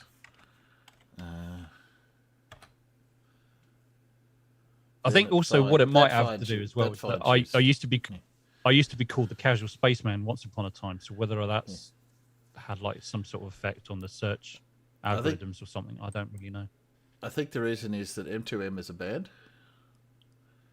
Yeah, I mean, like somebody made some comments as well on Dan's comments, and but they end up managing to find it. They found it in the end. So it finds the band before it finds you. I think that's basically it. And obviously, they've got not a whole lot I could do about it, really, to be honest. No, well, they've got 9.5 million views, which so I think pushes the algorithm up just a little bit more than you. Yeah, so they're always going to be at the top of the search engine. Afraid so. Yeah. But it's not that hard to find. If you put M2M space, it comes up. So easy done. Yes. It'll be there somewhere. Fiddle about with the filters. I'm sure you'll find it at some point. Yes, I think it's not hard. Just add any other reference to it. Pull it up. So I might have to next week. We might have to put Paul's just a little bit later in the show so that you got a chance to do the quiz, do the music quiz. Right. Oh, you didn't have to wait for me. Oh, shucks. We do because it's so much fun watching you. Oh, good! I haven't missed it. Oh, goody! No, it's so much fun when you go crook at farmers for When you think I'm cheating. when you think it's cheating. No, I don't think you're cheating. It's just jealousy. Don't worry about it. Let's just say your enthusiasm is infectious. It's just pure green-eyed monster. That's all it is. He knows music better than I do. I think it's just the competitiveness, which is fine. Yeah. Oh, yeah. Well, We ain't done bad for music recently. We've had a new Metallica album, a new Foo Fighters album. But you've and I got to love the treated fact myself that yesterday to Chinese. Marilyn Manson. Yeah. Sorry about that. Yeah. So. what Yeah, else that new have I Foo got? Fighters album is quite good. Oh, I got a Flatzoid. You want to watch a Flatzoid? Oh, Flatzoid. I've seen a bit of Flats for a long time. It's only a short one too, so that's why I don't usually watch Flatzoid because they're long. And Yeah, it's unusual that you do a short one. this is Can't stand watching bottom him up. sitting there looking so smug when he's talking absolute shite. Yes. Yeah. Bottom up. This is called bottom up obstruction. Is only optical. Well, duh. Well, that's off to a bad start, then, isn't it? That is, isn't it? Yeah. Oh my Really? God. Really? Flatzoid? Is it really? Oh dear. Oh, Hey don't tell me everybody, this. It's thank like, you for coming. It's like the table What I'm thing, going to isn't be it? showing you today is just simply bottom-up obstruction over flat surfaces. Because what we usually get from the globe side is we see ships go over the horizon, therefore Earth is curved. But I'm here to tell you today that is just nonsensical and ignorant to claim that.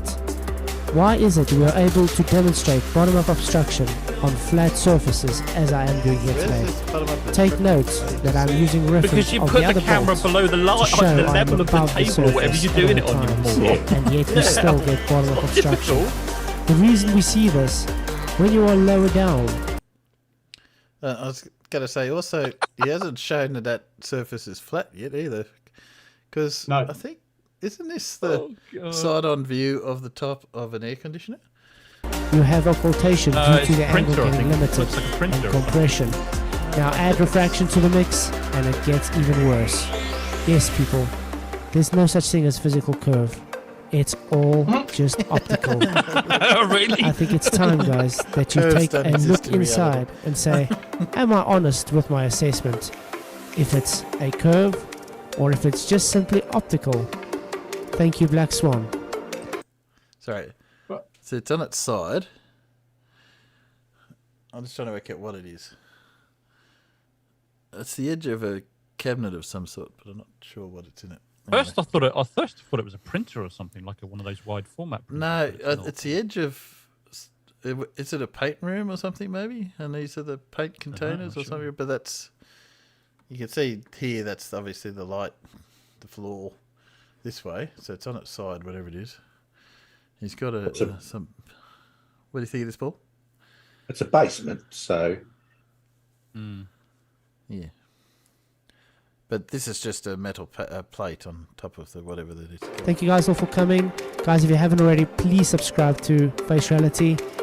His songs are awesome and he has awesome content. Till next time, blessings. May the pressure be with you. The death of the ball-tard spinning space monkey religion again. Now, here's the argument. If the Earth is a sphere with a radius of 3959 miles, then every horizon distance measurement must be no more than 1.225 times the square root of the observer's height in feet. That's the geometric horizon. Do you want to listen to the rest of this? Because it's just the usual. I'm happy to play it. I really It's hate just this a guy. repeat of what was said. Right now. yeah, Yeah. that's questionable education, isn't it? Yep. Yeah. Yeah. I don't think he says anything more than what I think this was the And what the original. hell If is the spinning Earth space is a- monkey religion? What does that even mean? No. For a start, he should be saying, if the Earth is a globe with an atmosphere. Yeah. Yes. That was because it ignores refraction, ignores a whole lot of things. Yeah. Huey's just not only is he a moron. I mean, he's just a horrible, nasty little article as far as I'm concerned. Don't like the guy. Never have done. Horrible. So, you're welcome to go and listen to that if you want. Go into Fletcher's channel, or you'll find the rest of that. But that's an old video about the Black Swan, which is already been debunked so many times. I won't bother going into that. But I mean, who'd have thunk it if you got an object on a table and then you put the camera down just below the eye, it disappears from the bottom upwards. Who'd have thought? Yeah, so half the lens is obscured by the I mean, Matt, obviously when we observe things on the Earth, we dig a hole and put our eyes below the surface, don't we? That's right. Yeah. Yes, that's why when you go to the beach, you automatically dig a hole. Yeah. And the only way we see bottom up obstruction of ships is by burying our heads half in the sand.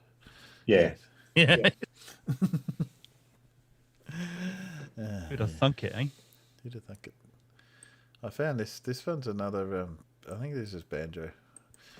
I'm going to skip through this one because it's mostly just music. But and you know what they say about people standing at the beach, Timbo? You're standing next to someone on the beach. Make sure you're not standing next to someone taller than you, because the horizon rises to eye level, right? Oh, that's right. Yeah. Yeah. I never thought of that. That's a good one. I like that. Fall below the horizon. Yeah. This was one flat earth banjo played, and I wasn't going to play, and also I'm cutting out the music. There's no words that I could find in it. It's just all these articles, and I'm sure what he did was just did a search for the words flat earth, right? And probably I don't think he's read some of the articles, because some of them are quite sane. This idiot, almost along the lines of idiotic people thinking the earth is flat, but he's still. So I don't think he read it. Villagers vote earth flat, and you read some of the stuff, you say, where did they get this from? But some of the articles, I was trying to find blah blah blah. Proves earth is flat. Nah, that wasn't one.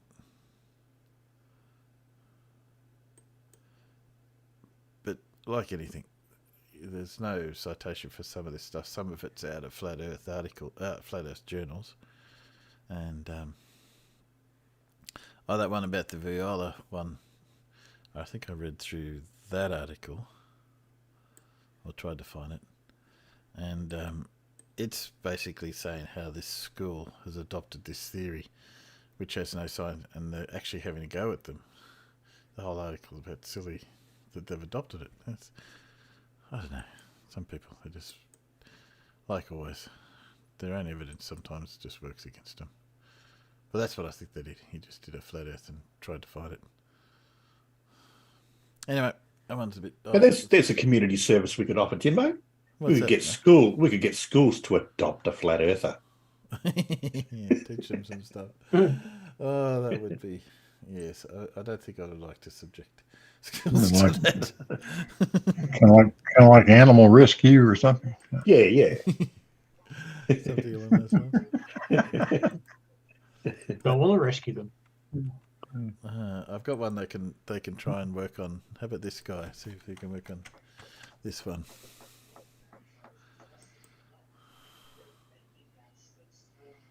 Have you worked it out who it is yet?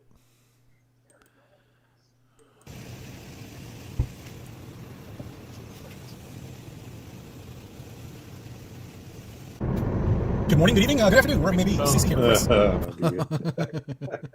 Oh, jeez.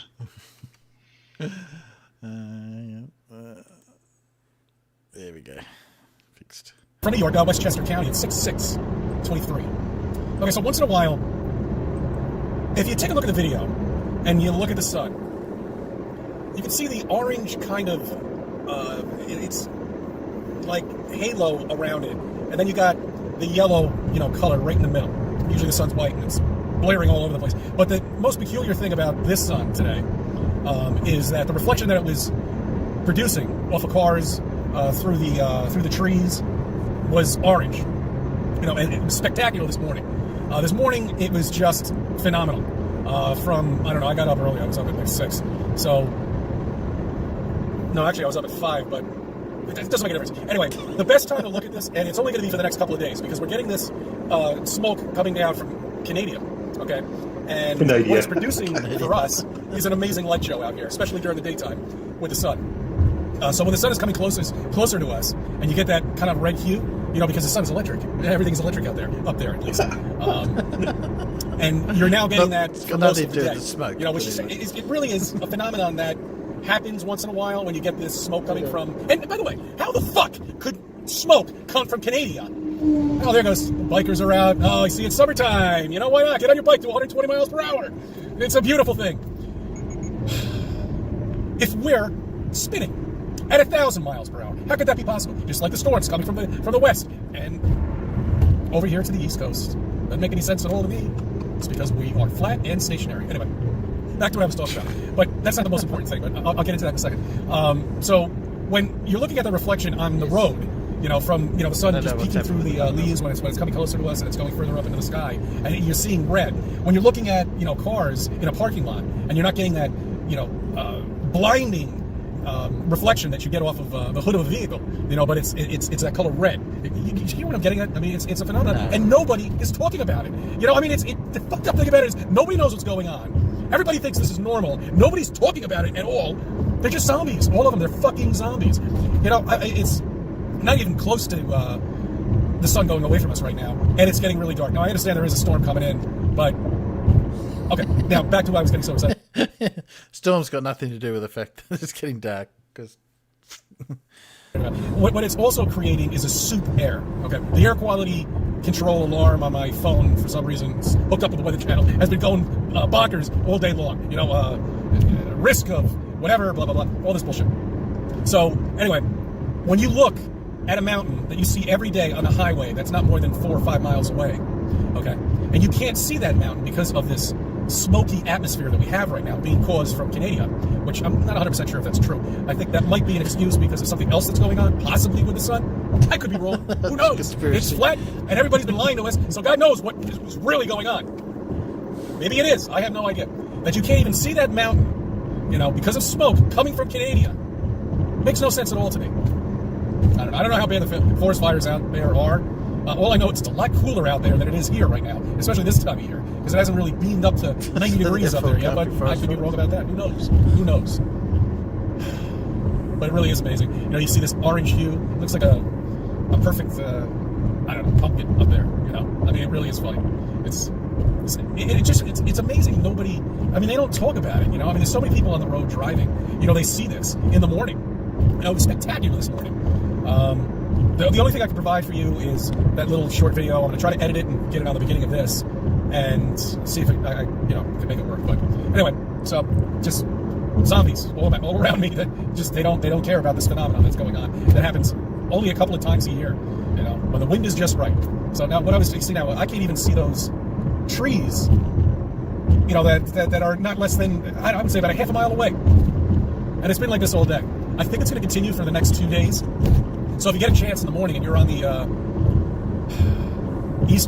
northern East Coast, watch. Ooh, that was a great spot for a cop. See, they haven't cut all the grass yet, on the middle divider in the highway, and the cops are hiding over there. So you can't see them at all until you're right on top of them. Excellent spot. Kudos to that police officer. He's really out to get somebody. Good for him. Or he might be doing something else. Who knows? No, all right, the cops are really good. Everything's great. They're there to protect us. Yeah, whatever. Okay. Long distance photography. Bye-bye, bull. There's just no reason to even fight this anymore, with people. Trolls they get triggered. They get angry because all of the stuff that they've learned all of their lives is bullshit. It's total nonsense, history. All of it. All the schooling is garbage. Even the mathematics now at this point that has been based on, and I want to make another video about that, of complete nonsense. You know, with the distance of the sun and all these fake planets that are up there have been based on one code, geometry, shall we say. So if that's wrong, then everything else is wrong. And that's a shame. So the trolls get angry. So they want to get you angry, and that's what the troll is. Okay? You get the troll angry, and he'll, or she, there are some she trolls out there too, will get angry, but they'll attack. It's like an instinct that they have. You know, whatever. That's basically what the troll is.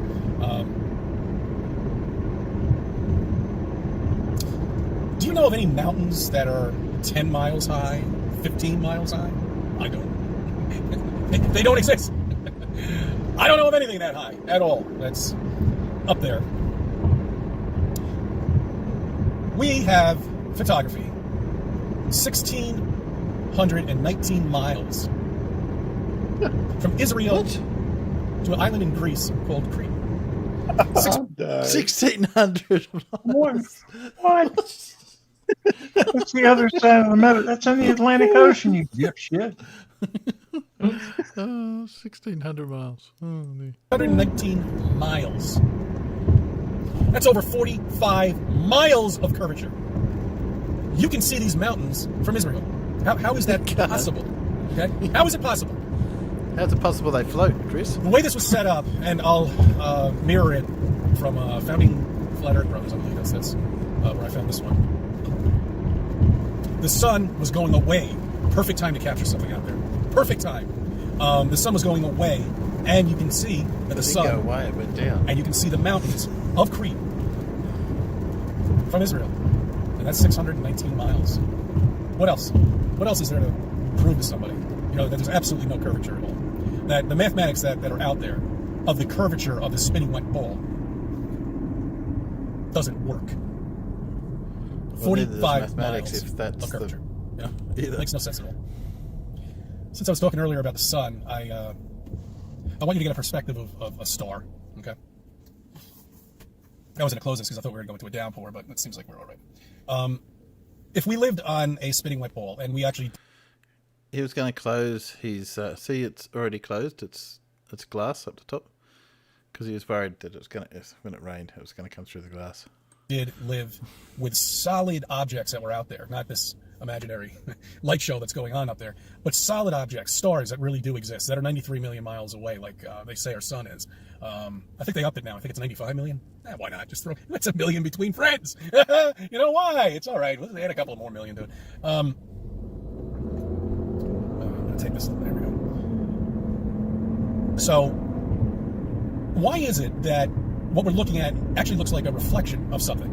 You know, and what I mean by that is when you're in your car and you're looking at the moon and it's following you.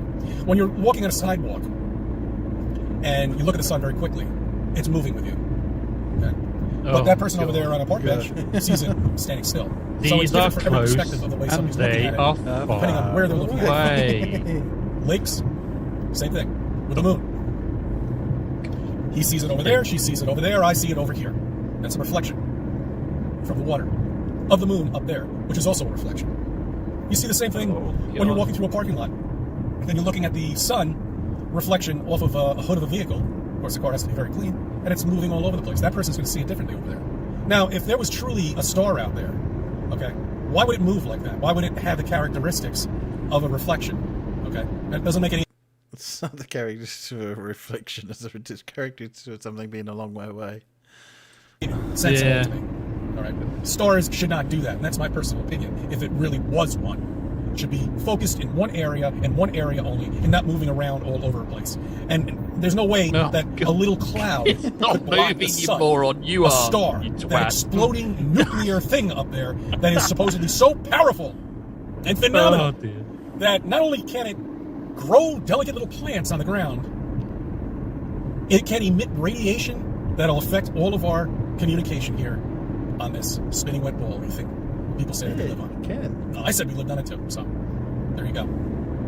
So all of that power, you know, why don't people know how to merge on a fucking highway? I don't understand. It's very simple. Slow down, wait for the car to go. So that's my belief with the sun. Okay?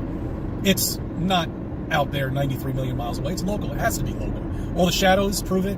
Time zones definitely prove a local sun. I mean, if the sun was what they say it is, it should be glaring throughout the entire sky, everywhere.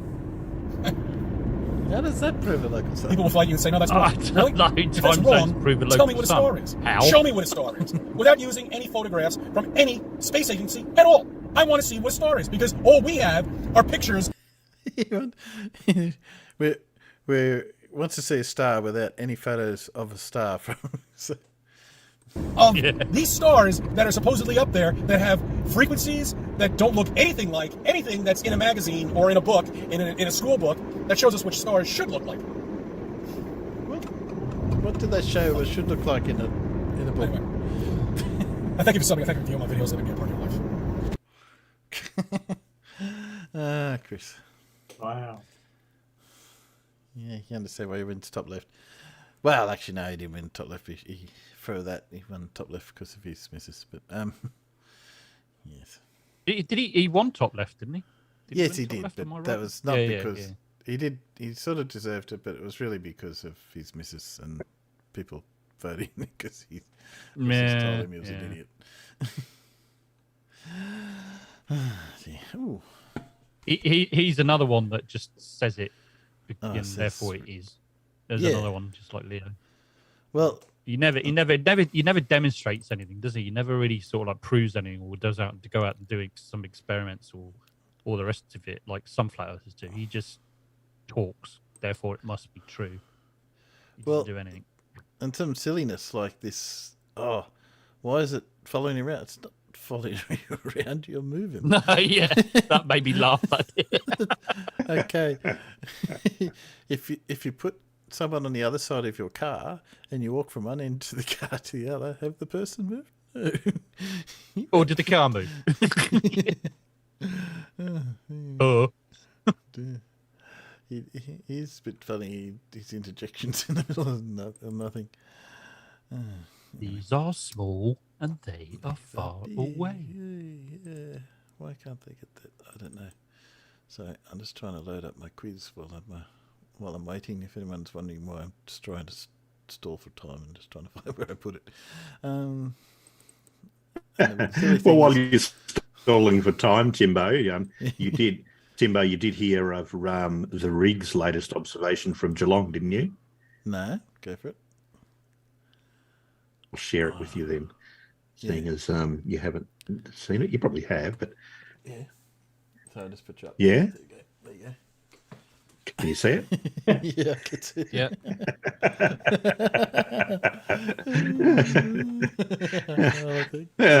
CC hasn't got a patch on our long distance observation. We can see Crete from Geelong in Australia. Oh dear me. There you go. Crete.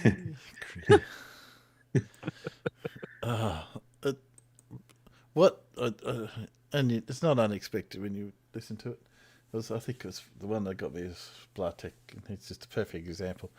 He would sit there and say, "Oh, they're all wrong, or you can't trust any of these sort of stuff. You've got to look into all this sort of. You can't just accept anything." And someone put up the video for the image from Crete, and he instantly said, "Oh yeah, that's right. That's Crete." I was sort of like,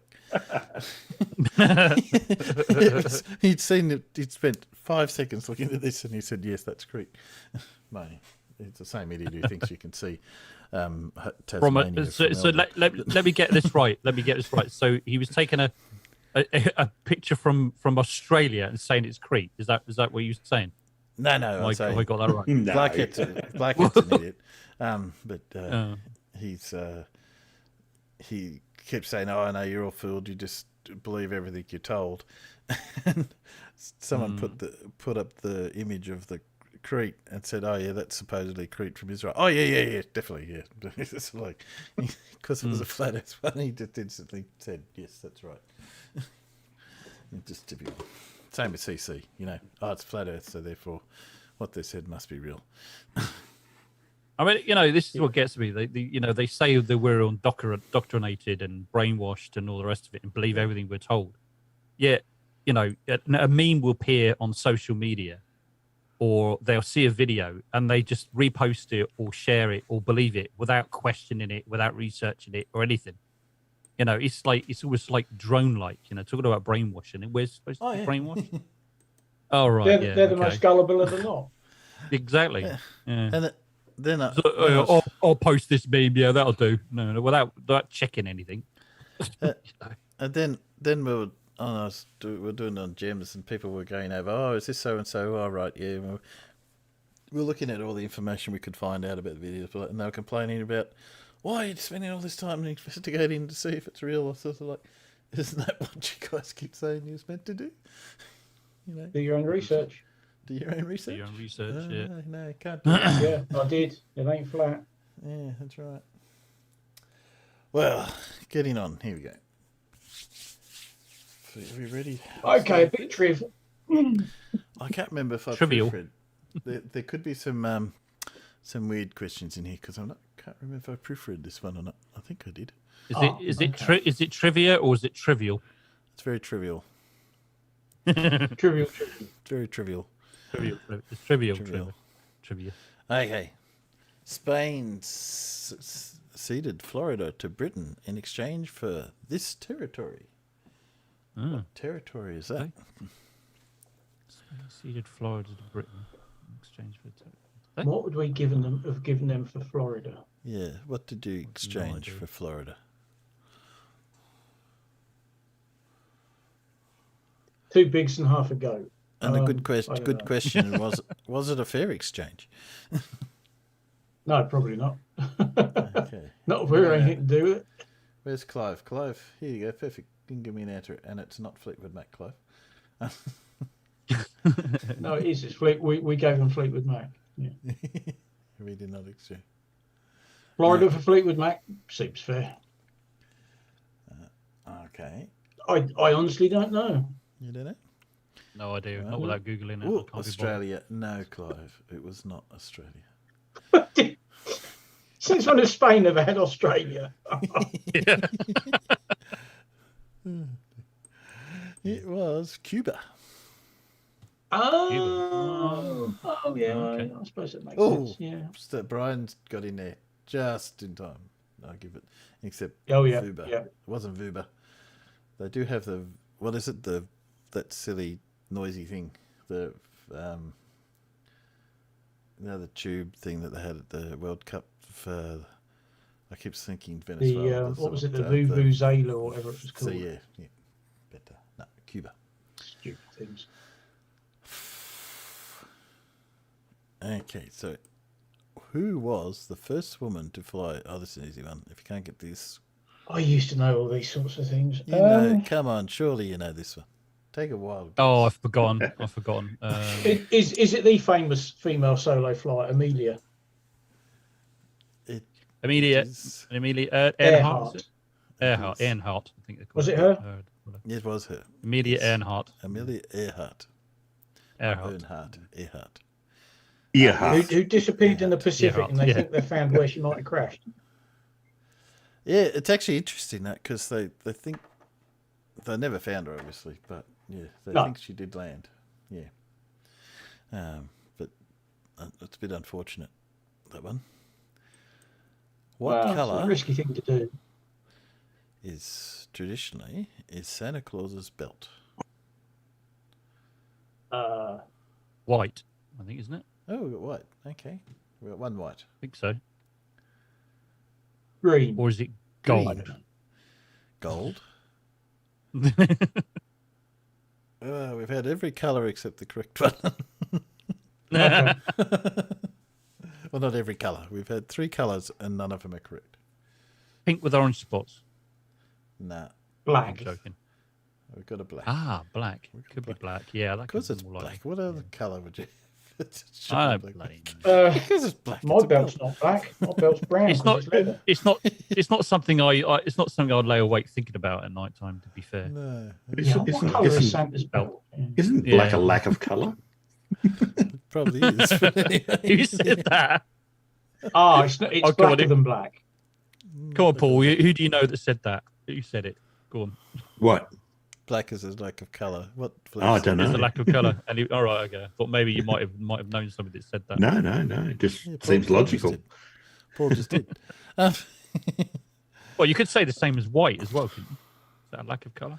No. Okay. What name was given to the practice of killing every 10th man in a mutinous Roman cohort? Oh, I saw Is something about is this that not something so long like ago. decimate? It is. Don't know. It's actually stealth black. Yes. Decimation. That is correct. No, Decimation, Oh, yeah, there you because go. Decker Yes. being Or 10. decimate, I'd give you a decimate, but decimation, yeah. That's where that term comes from. Yep. So when someone says they were decimated, well, actually, no, there was only 10% of them gone. So Yeah. it's actually not that. Yes, the meanings of some words have changed over the course of several hundred or thousand years. Yeah. Yes. Yeah. Okay. Formed in 1955, which island was organised and known by the acronym EOKA associated with? That's a very tricky question, I know.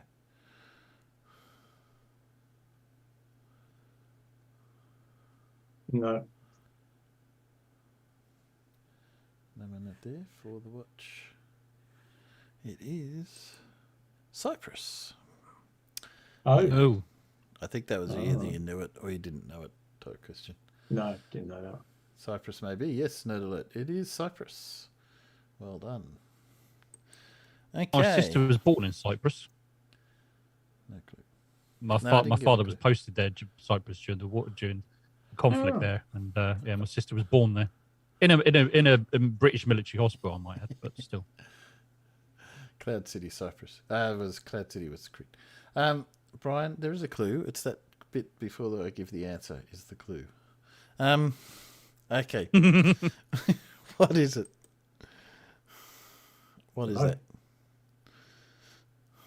What is it? What does it do? Anybody? That looks like some sort of. Make a guess. I mean, if it was Device. turned up. Sorry, go ahead. It's a device for looking at Nathan Thompson's manhood. Yeah. Looks a little bit like that. Yeah, need a bigger lens. No, not that. A clover. Oh, what? A clover. No. Brian Stevens says What's a that clover. thing? I don't think it's a clover. I think it's called a clover. It looks like it could That's a be like siren. something No, like a it's not a flower pot siren. on a attached to a post turned upside down. It's Or not a something. bell. If you turned it out the right way around. Now it is the right way up, and it's in position as it would have been. Well, actually, it's an old one. That just wasn't taken down, and obviously it's old. So, what do you think they used it for? Any ideas? Give it 20 more seconds to think about it, and see if any answers come out of the liquid measuring device. As you put Not that things way in the up. bottom, I don't think the liquid measuring device would work very well. If I Something to told do you, with water. I'm gonna take a guess. It's something to do with water or something. okay, how do you think you would use water in this? Does it Well, look like does it look I don't like know. something you would hold water? No, I'm not suggesting it should hold water, but is it diverting it somewhere off something, or I don't know. No, It's nothing just something to do. tells me it's something to do with the water. Absolutely nothing to do with water at all. Nothing to do with water at all. Okay. What if I told you stuck something in the bottom, that big funnel?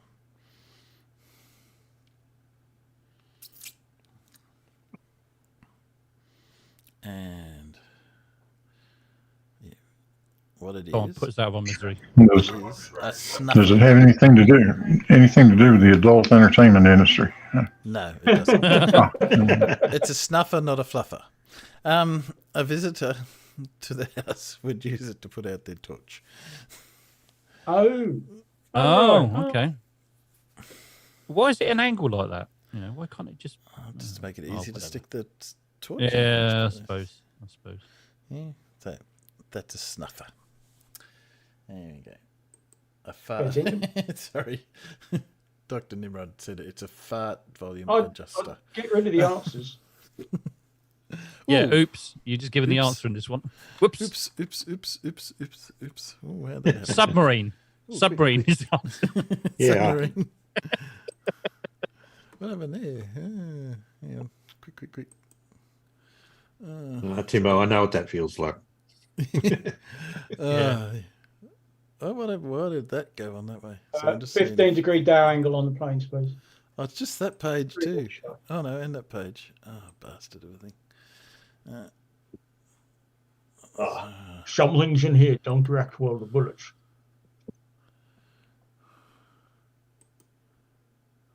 Hunt for Red October. Sorry, getting it to do. Range to target facility. One ping only. Oh, come on. Go for it. Yeah, come on. There we go. That one's fixed. That one's fixed. Yeah, sure. So it was just a couple of them for some reason. What are you doing to me? Be right back, guys. You mongrel of a thing. Sorry, guys. Talk amongst yourself for 2 seconds while I do this again. Make tubes 1 and 2 ready in all respects. I'd put up another thing to do, but then I can't do this and do that at the same time. Do that. Option effects. Do all paragraphs. That one's fixed. That one's fixed. That one's fixed. That one's fixed. Found another one. That's annoying. Look at that. It's a beautiful day out there. It's not a cloud in the sky. So Oh, no, hang on a minute. There's a couple of clouds over there. Looks. Oh, so you can see No, Crete. my mistake. They're mountains. Sorry. So you can see Crete. Okay. So I think you know the answer to the first one, but we'll worry about that. Okay. So whoever didn't see the answer, which retro weapon was tested in the sign in 1801? Yay, Clive Wells got it first, even before I put up the question. It was called the Nautilus. It was called the Nautilus. It was. Try again. Next one. We can't actually see them, though. No. You're not showing us the questions. Yeah, well, I was trying to make it harder since you knew the answers already. Oh, okay. 42. 42. Okay. Who was the second wife of Henry VIII? Oh, God. Sorry, nerd alert. Yes, I know that's a bit boring, but these things happen from time to time. I'm the faintest. Never could remember all that nonsense. Was it an Anne? I would say Anne with these things. You're likely to be right. Your odds are better if you just say Anne or Catherine. Yeah, because there were 2 Anns, weren't there? Yeah, that's right. Yeah. Anne Boleyn is the correct answer. Oh, right. Yeah. Clive got that out there in the peanuts. It was not Karen. If it was Karen, she would have complained, and obviously she didn't complain loud enough, and that's why they got their head cut off. Okay, who was the last English, spelt correctly next time, English king to be assassinated?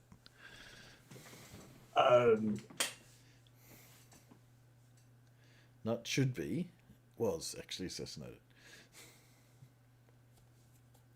Abe. Don't get that one, Brian. Sorry. Any ideas? I don't know.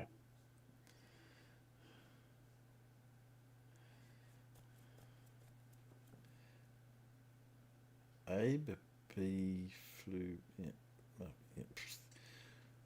Finders. Okay. I almost think you're trying to say ABBA there. Charles II. What's the name of the current king, farmers? Charles III. Charles III. I thought for a sec. So it wasn't Charles II, and it wasn't Charles III. So yes, Larry, it was Charles the Charles the First. One. Yes. They don't actually go by Charles the One. So your name changes as soon as the next one comes along. Correct. Who was the first lady to be received privately by the Pope? Blimey, that is trivial. Well, that's the point, isn't it?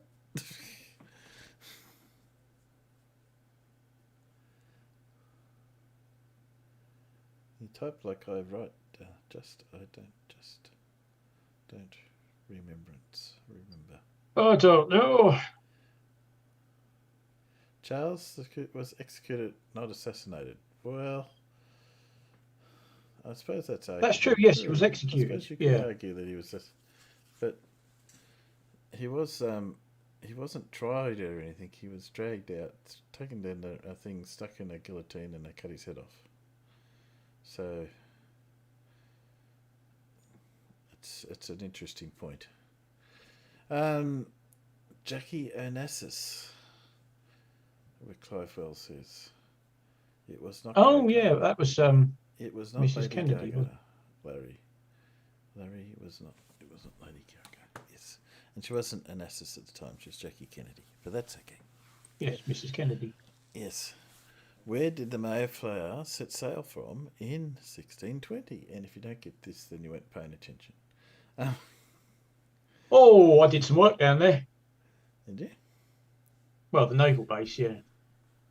Clive Oh Well- no, not there. No, I was along a bit, wasn't I? I know where it was. Clive Well got this a long time ago. Like, just He did. accidentally put it up. Southampton is the correct answer. No, I was further down at Portsmouth. That was it, Portsmouth Naval Base. M2M Fascinating can't hear place. anything. Why can't you hear anything? I don't know why I can't hear anything. That was a while ago. Okay. What is that? It's a boot scraper. Ooh, we got a boot scraper straight up. You sure?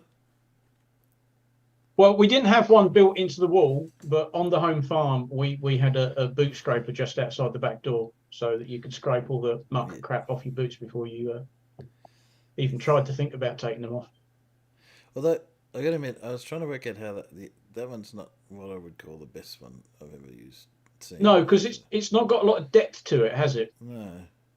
You sort of got to get your foot at a very weird angle to get off that one. But You have, but I'm still certain that that's what it is. That's for scraping your boots and shoes. yeah, it is. It is correct. That is a boot scraper. It is not a coal chute, but yes, it is a boot scraper. But ours was just sort of, well, it was actually cast into the ground when they laid the concrete, when they built the whole farm and the farmhouse for parents, and it was just sort of, the back door was set back a bit and it was just off to one side, and you scraped your boots, and then every now and then you had to clear up all the mud that you'd left behind.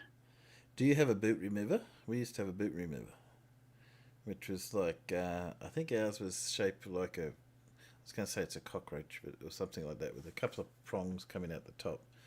Oh no! You put your one foot on the remover, and the other you put you would say a Wellerton, we'd say a gumboot, and you'd use that to pull off your boot without having to reach down. No, well, the back door had quite a prominent wooden doorstep, so you'd open the door, and you'd go in and turn yourself around so you're facing out the door, and you'd hook the heel of your boots under the front edge of the doorstep, and that'd pull your boots off. Yeah, this was sort of like this, but has a couple of prongs, and this one was shaped, as I said, I can't remember exactly what insect it was, but it looked a bit like a cockroach with the feelers being the cast iron prongs that would stick out. And I've seen a few of them over the years, but you had one of those. And well, you can use one foot to get one boot off, but then it's getting the other one off, and that would just get hooked under the doorstep, and that would pull your other welly boot off. Yeah, so anyway, we had one of those. Okay, moving on. Who led 900 followers to a mass suicide in 1979? Jim Jones. It was Jim Jones. The one, I think of his name. That's the Don't drink the Kool-Aid. Kool-Aid. Wasn't actually Kool-Aid because he was too. No, it wasn't, but that's He become was too the, ikey to pay for Kool-Aid and had a generic no-name brand. But yes, it was called Kool-Aid. Be where the expression came from. Don't drink the Kool-Aid. There were actually survivors of that, believe it or not. Oh yeah, Yeah. some documentaries about it. Which country did Idi Amin invade in 1979, the same year? God, I remember seeing this on the news. What bloody country was it? Yes, Dave and Brian, you got that correct. It was Jim Jones. It was not Australia, just before anyone puts it in there.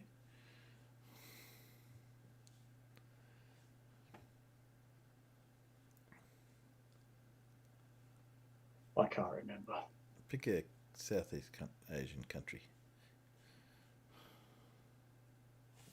And you would be Uganda, because you would be wrong. It was Tanzania. Obviously, it's not Southeast Asia. So, yes, it was Tanzania. Mm. Who was the last of the Apache warrior chiefs? I'm sure Blue will get this straight up. Well, I'm making an Apache at the moment. I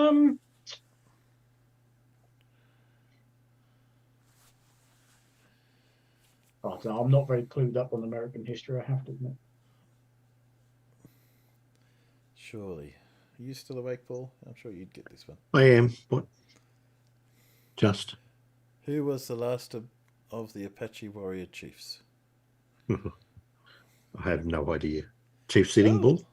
No. No, I thought people would be all over that one. Geronimo? Dave was. It was Geronimo.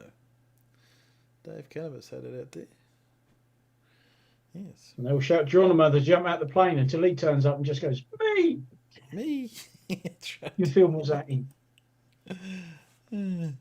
The charge of life That's the one with piss take occurred films. during Can't which remember which one it war? was. Surely you get that one. Well, that's rather what's the word I'm looking for? Appropriate, I guess. That was the Crimea War, I think, wasn't it? It was the Crimean. The Crimean Yeah. War. Yes. And approximately how many children did Pharaoh Ramesses II father? I don't expect you to have Not Yeah, Ramesses I don't remember how many. III. Ramesses II. Quite a few, but I don't remember. And Ramesses exactly how III many. was Shitloads. probably one of them. Yeah. Pick a number between 1 and 1,000. I That's not 42, Dave. I don't know. No, not 42. 10 at a guess. More than 42.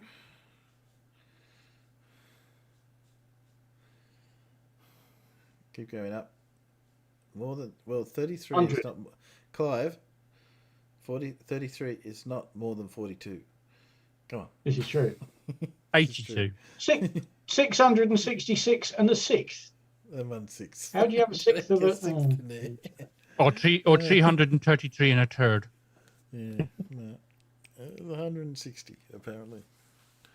Blimey. It's a lot of kids. Wow. I suppose it's the advantage of having a harem. Not that it'd be called a harem, but, you know. Yeah, but all the stamina. Basically, he was impregnating a woman pretty much every week of his life, Once more a or week, less. Yes, something close to that. Yes. Yeah. Okay. Yes, Naked Gun was Naked Gun too. But I mean, it depends how long he lasted. I mean, Al Pacino's just become a father again, hasn't he? Yeah. Yeah. And he's 83. Mm. Okay. So What's that? Ooh, Oh, what's it used for? Like a marital. It's not a marital aid, is it? And no, it is not a sexual aid, Blue. Just before you ask again.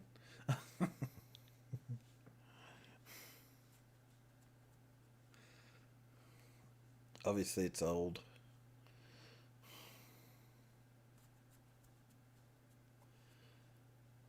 It would probably have been used. Something tells me heat is involved. Heat? Somehow. No heat. Yeah. No heat. Okay. It's used as it is.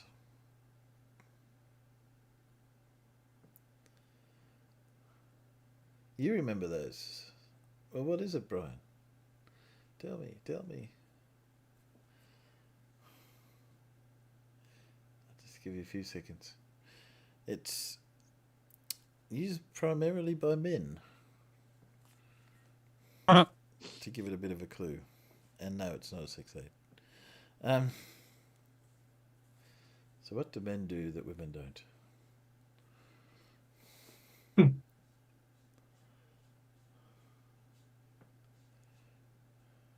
Men shave. That is a razor blade sharpener. Really? It is. You'll have to look it up. Yes, that's a razor blade sharpener. Yep. Who was assassinated on December 8th, 1980 in New York City? Would that be John Lennon? That would be Brian, John that is Lennon, right. yeah. See, Brian got it was a razor blade sharpener. Wasn't everyone else? Sorry, John Lennon. Yes, it is correct. It is John Lennon. Who was the eldest son of Edward III, better known as? How back is it? With the third. Doesn't work. No, it doesn't work with the Gillette Mark III blades, does it? No. That is true. It is. Wasn't Henry VIII, was it? No. Just trying to think who his father was. Women do shave. That is true, actually. Women do shave. But they didn't use it for that. They went. And when this was used, admittedly, it was pretty much men shaving. But you are right. I was wrong. That could have been used by women. Blackadder. Bertie Wooster. Sort of. I would almost give the answer, except that it's not quite right. Clive Wells is closer. It is the Black Prince. Which What? Because he didn't wash? Because Blackadder did play the Black Prince for a little bit, but yes, it was a reality. Yeah, but that first series wasn't really the best, was it? Wasn't as good. It got better. It did get better. I went to the pub called the Black Prince. All right. You were joking, Niddler. Sort of late now. No, I wasn't joking. No, yeah, there is an episode where Blackadder plays the Black Prince. I think personally the best series of the Blackadder one is the Go Forth series, but I don't mind the second Blackadder one. That was not too bad. The second, the fourth, the third, the first in that order. The fourth series has got like the best ending to a comedy series ever. Yes. I think they end it really well. Yes. And personally, I think it has some of the better stuff in it. But the third, I think, was probably the next one after that. Is that what you had? Oh, right. Yeah. I did like this. In the Elizabethan period, I think that was also quite good, that one. I think they're sort of really feeling their way in the first two. The second one was better. The third, I didn't think really cut it as well. But anyway, moving on. Where's the... Buffalo Soldiers, yeah. I was just going to say the clue is there was a song. That's where it comes from. Yes. Bob Marley wrote a song about Buffalo Soldiers, didn't he? Yes. He did. So Dave had that out there. That is correct. Buffalo Soldiers. I didn't read that one out. Sorry, I should have. In which year was the Battle of Trafalgar fought? 17 something. No, it was early 1800s. Alan, I know this one. I'm guessing about 1805, 1806, something like that. Correct. It is 1805. Pretty good. Because that was more towards the start of the Peninsular War, or the Napoleonic Wars, as they call it. Okay, how many crusades were there? What, Christian Crusades? Yes. Depends which one you're talking about, yeah. The Crusades. 2. No, 3. 2 or 3. 6, says Dave. Oh. 6? 9 is Jesus the Christ. correct answer. There were 9 crusades. 180. No. No, just 9. Well, actually, there's a lot because the Edge Pope and other thing kept running them. Okay, what is that? Found off, and just if it helps, that was found off a beach somewhere near Iceland. Well, if I came across that on the beach, I would probably get as far away from it as possible because I wouldn't trust it. But it wouldn't go boom. I mean, that's a pressure vessel of some kind. I'm just trying to think what it'd be used for. A tank or something. A tongue from a ship-sized buffer. No, it's not a buffer. Oh, they have a name. No, but it's no, not called a 'cause buffer. I can't think of what It's they call too those solid. things. I mean, that's a welded pressure vessel of some description, but I can't. Let's just say yes. Can't Obviously, figure out it what has it something means. to do with the sea since it was found on the beach. A snow cone. It's quite obvious at A this point. jetty bumper. Yeah, bumper. I think. Yes, jetty bumper. But no, it's not a jetty bumper. It. Let's just say it is military. A Oh, it is spectroscopy military. container. Okay. Yes, that's what we keep spectroscopy in. It's not part of a towed sonar array, is it? I was thinking the same thing, but you named it, and I couldn't think what it was called. But yeah, I would agree with that. I think sonar does have something to do with it. So what would they be doing if it had something to do with sonar?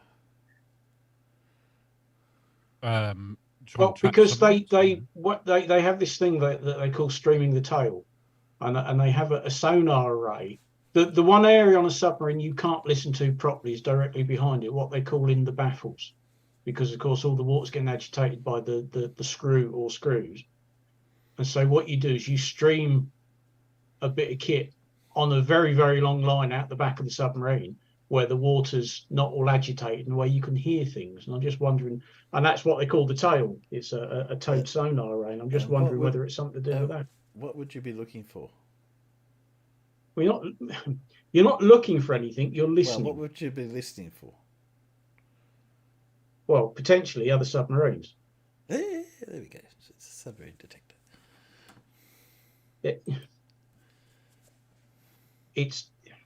It's called a sonar array. Good grief. Yeah. Anyway, Yeah. so I was looking, Submarine what I was looking for. detectors. It's for Because you have two types of sonar on submarines. You have passive and active. Active puts out a sound. You get that ping, and that gives you away. Everybody can hear where you are. So you have what's called a passive array, and you basically have very, very high quality, delicate microphones, and you listen looking for subs. Good. in the hope of you'll hear them before they hear you. So if you didn't say these are submarine detectors, you're just wrong. It's what I wrote. So if you don't say That's question right. oversimplifying it somewhat. Okay. Which Scary Movie character has the real name of Charles Lee Ray? That rings a bell. Oh God, it's so long since I watched any of them. I don't know. I don't know. Not particularly good films, I have to admit. Focus on the first name, not the other two. Oh man. I'm not getting the answers out there. It is Chucky. It's Charles Ray. Chucky? Who brought back tobacco and potatoes from the Americas? Oh, that Blackadder. Blackadder. Yes. No, it was what's his name? Oh, you have a woman's Steve, hands, my lord. That is Yeah. Chucky, yes. Oh, That's what's Tom his Baker, name? wasn't it? Who in reality brought it back? Just look back to the episode. Queen Who Mary. Who were they Oh. lampooning? Oh, what's his name? There we go. Dave's got it out there. Water Alley. Yeah. So Water Alley. Yeah, Oh, so, that's so it. Ray Sir- Criteria Sir- was. Yeah. Yeah, excuse me. Yes, Sir Walter Riley to you. So Water Alley. Yeah, and by the way, as Little Wolf was pointed out, Chucky wasn't in Scary Movie. He was in a scary movie. then you shouldn't have Scary Movie? capitalised it. Ah, Because yeah. Scary Movie is a movie title. It is true. It is a movie title. Yes. Okay. I think that's what confused everyone. Well, when you said Chucky, and I went, what? Chucky wasn't in Scary Movie. Yeah. Okay. Fair enough. Fair enough. I'll take that one. Okay. East India Corporate. What? Oh, okay. Yeah, I get it now. How long was it? I can answer this straight 4 away years. because I've watched quite a few documentaries on this. Okay. How long was it? What's that noise? What's that noise? Getting a lot of feedback from somewhere. It is Anyway, blue. 4 years. It is blue. About to tell you that you are correct. 4 years. 4 years. Yeah. Okay. Who taught Alexander the Great? Lots of people, Alexander obviously. the less great. I used to know all this nonsense. Who famously taught Alexander the Great? I used to know all this. Don't know, it's gone. Socrates or something? No, it's not. No, it's So, nothing to do with that is along the Socrates. right lines, but it wasn't Socrates. No, it's not Socrates Socrates. had nothing to do with Alexander the Great.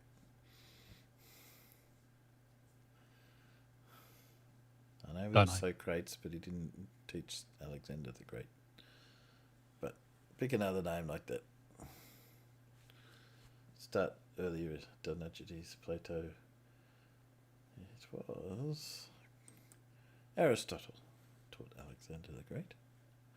Oh, Aristotle, he was a bugger for the bottle. Yeah, he was. Aristotle. Aristotle. You must be lagged. Dave's answered before I had the question. Yes, it's always a good idea when you do these to go in and make sure you're at live and that you're also running at a faster play, because sometimes PhD Tony. Now, I'm not sure if I should tell PhD you said that, Clive, because you're indicating that PhD Tony is old enough to have taught Alexander the Great. Okay. I'm sure Blue knows this one. Which US state in 1907 was the last to declare Christmas a legal holiday?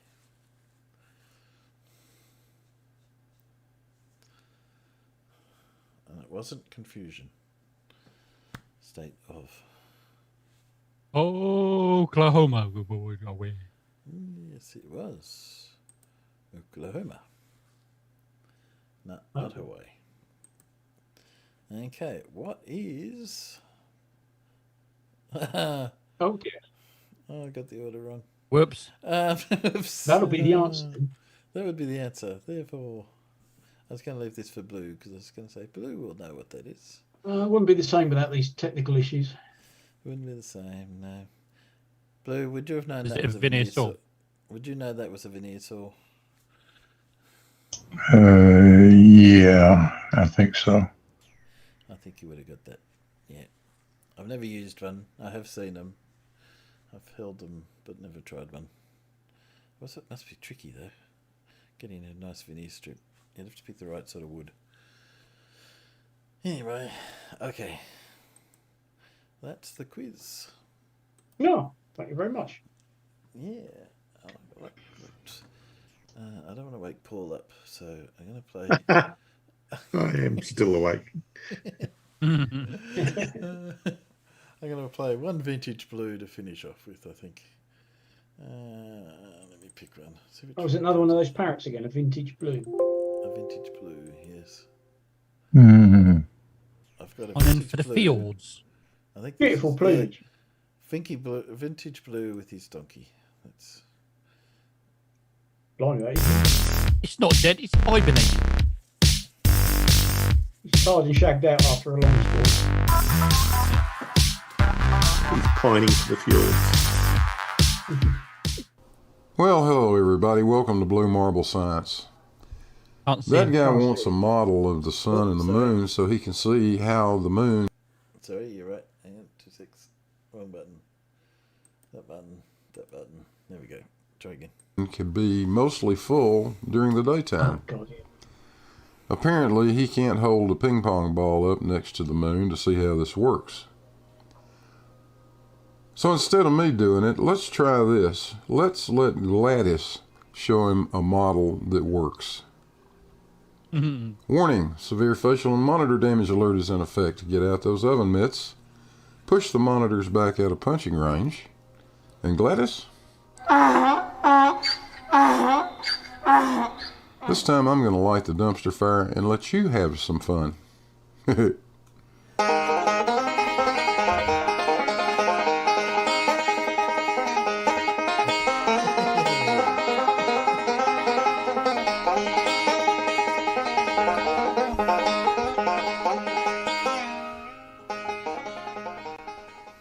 Everybody, that guy again. Just coming to shoot another impossible moon, yet again in Florida here. This moon is close to 90% full, and the sun is right there. Nowhere near 90 degrees from this moon. That might be 1 degree, because there's 1 degree every 69 miles. It's clearly closer to Hey, don't ask me. I have no idea what he's talking about. As far as I know. So that sun is not on the other side of the Earth like it should be. Because if you have a full moon that large, the sun would have to be on the other side of the Earth. But here we are, once again filming an impossibility. If anybody says this is possible, model it. Don't just say it, model it. One thing the Globetard has never done is modeled this, because they can't. Which is why when you see the on timeanddate.com, He hasn't done much research, has he? the sun and moon rise and set times, you won't see them showing it in their proper lunar positions. There's You won't see models the all lunar over the cycle. internet. They're everywhere. You'll showing see a this kind shitty of flat thing. map with light and dark areas of the moon and sun. But if you look at the flat Earth map, you'll see the Earth, the sun, and moon in their correct relative positions. The globe side can't do that because it's impossible. We've never worked it out before. Until you guys can model Yeah. this, because I've modeled it yet, and showed fully it's done. not possible. Common sense will tell you it's not possible. Where's your So model? until then? you guys model that it is possible, you're still checkmated. Wrong. Till next time, start thinking, keep it flat. I'm out. Yeah, he said model it. I got your beer, buddy. You don't mind if I have some, do you? What do you mean I can't have any beer? Oh, come on, Gladys. Gladys. Stellarium. Yeah.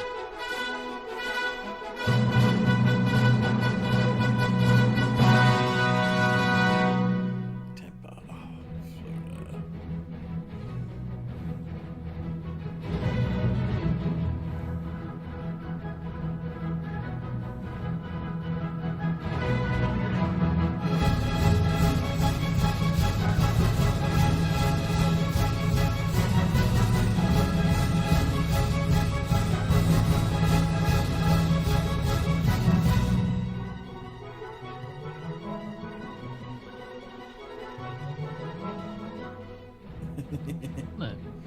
This guy's moon. Looks the same. Yeah.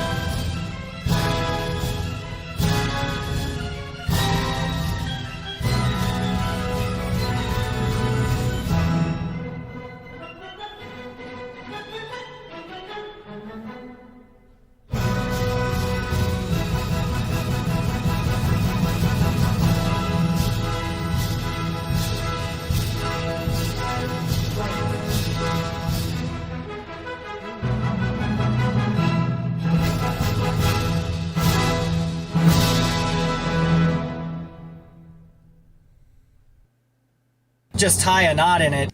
Nice work, Gladys. You did a great job. Hey, thanks for watching, everybody. Hope you enjoyed it. If you did, don't forget to hit the like and subscribe buttons. They're right down there at the bottom. There's a link to the Patreon. You'll find that up in the comments section also. And I'll tell you what, we'll catch you guys on the next one. Hey, Gladys. Yeah, I know you like that music. I'll play a little bit more of it while you and your friends have some fun.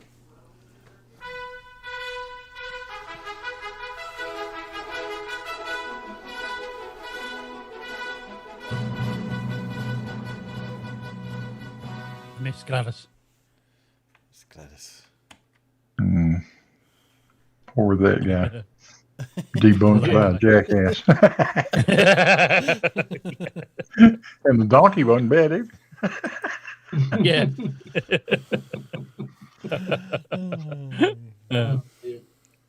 Tying knot in it.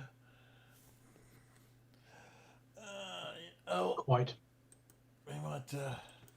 I might have to call it a night there, guys. Thanks for coming. Fair enough. I think, and we'll run it again.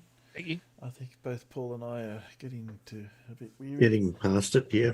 Go to bed, go to sleep. I'm gonna get up tomorrow and pretend I'm interested in working, but I'm not really gonna try and finish this job up so I can just get out of there. But anyway, I will catch you again on the weekend, and we'll see you then. So you might say goodnight, Peanuts, while I find the right button to push. Good night, Peanuts. Good night, Thank you, Peanuts. Yep. See you later, guys. Thank you for coming along. Thank you, guys. Always a We'll see pleasure, you. never a chore. The end. 45 views.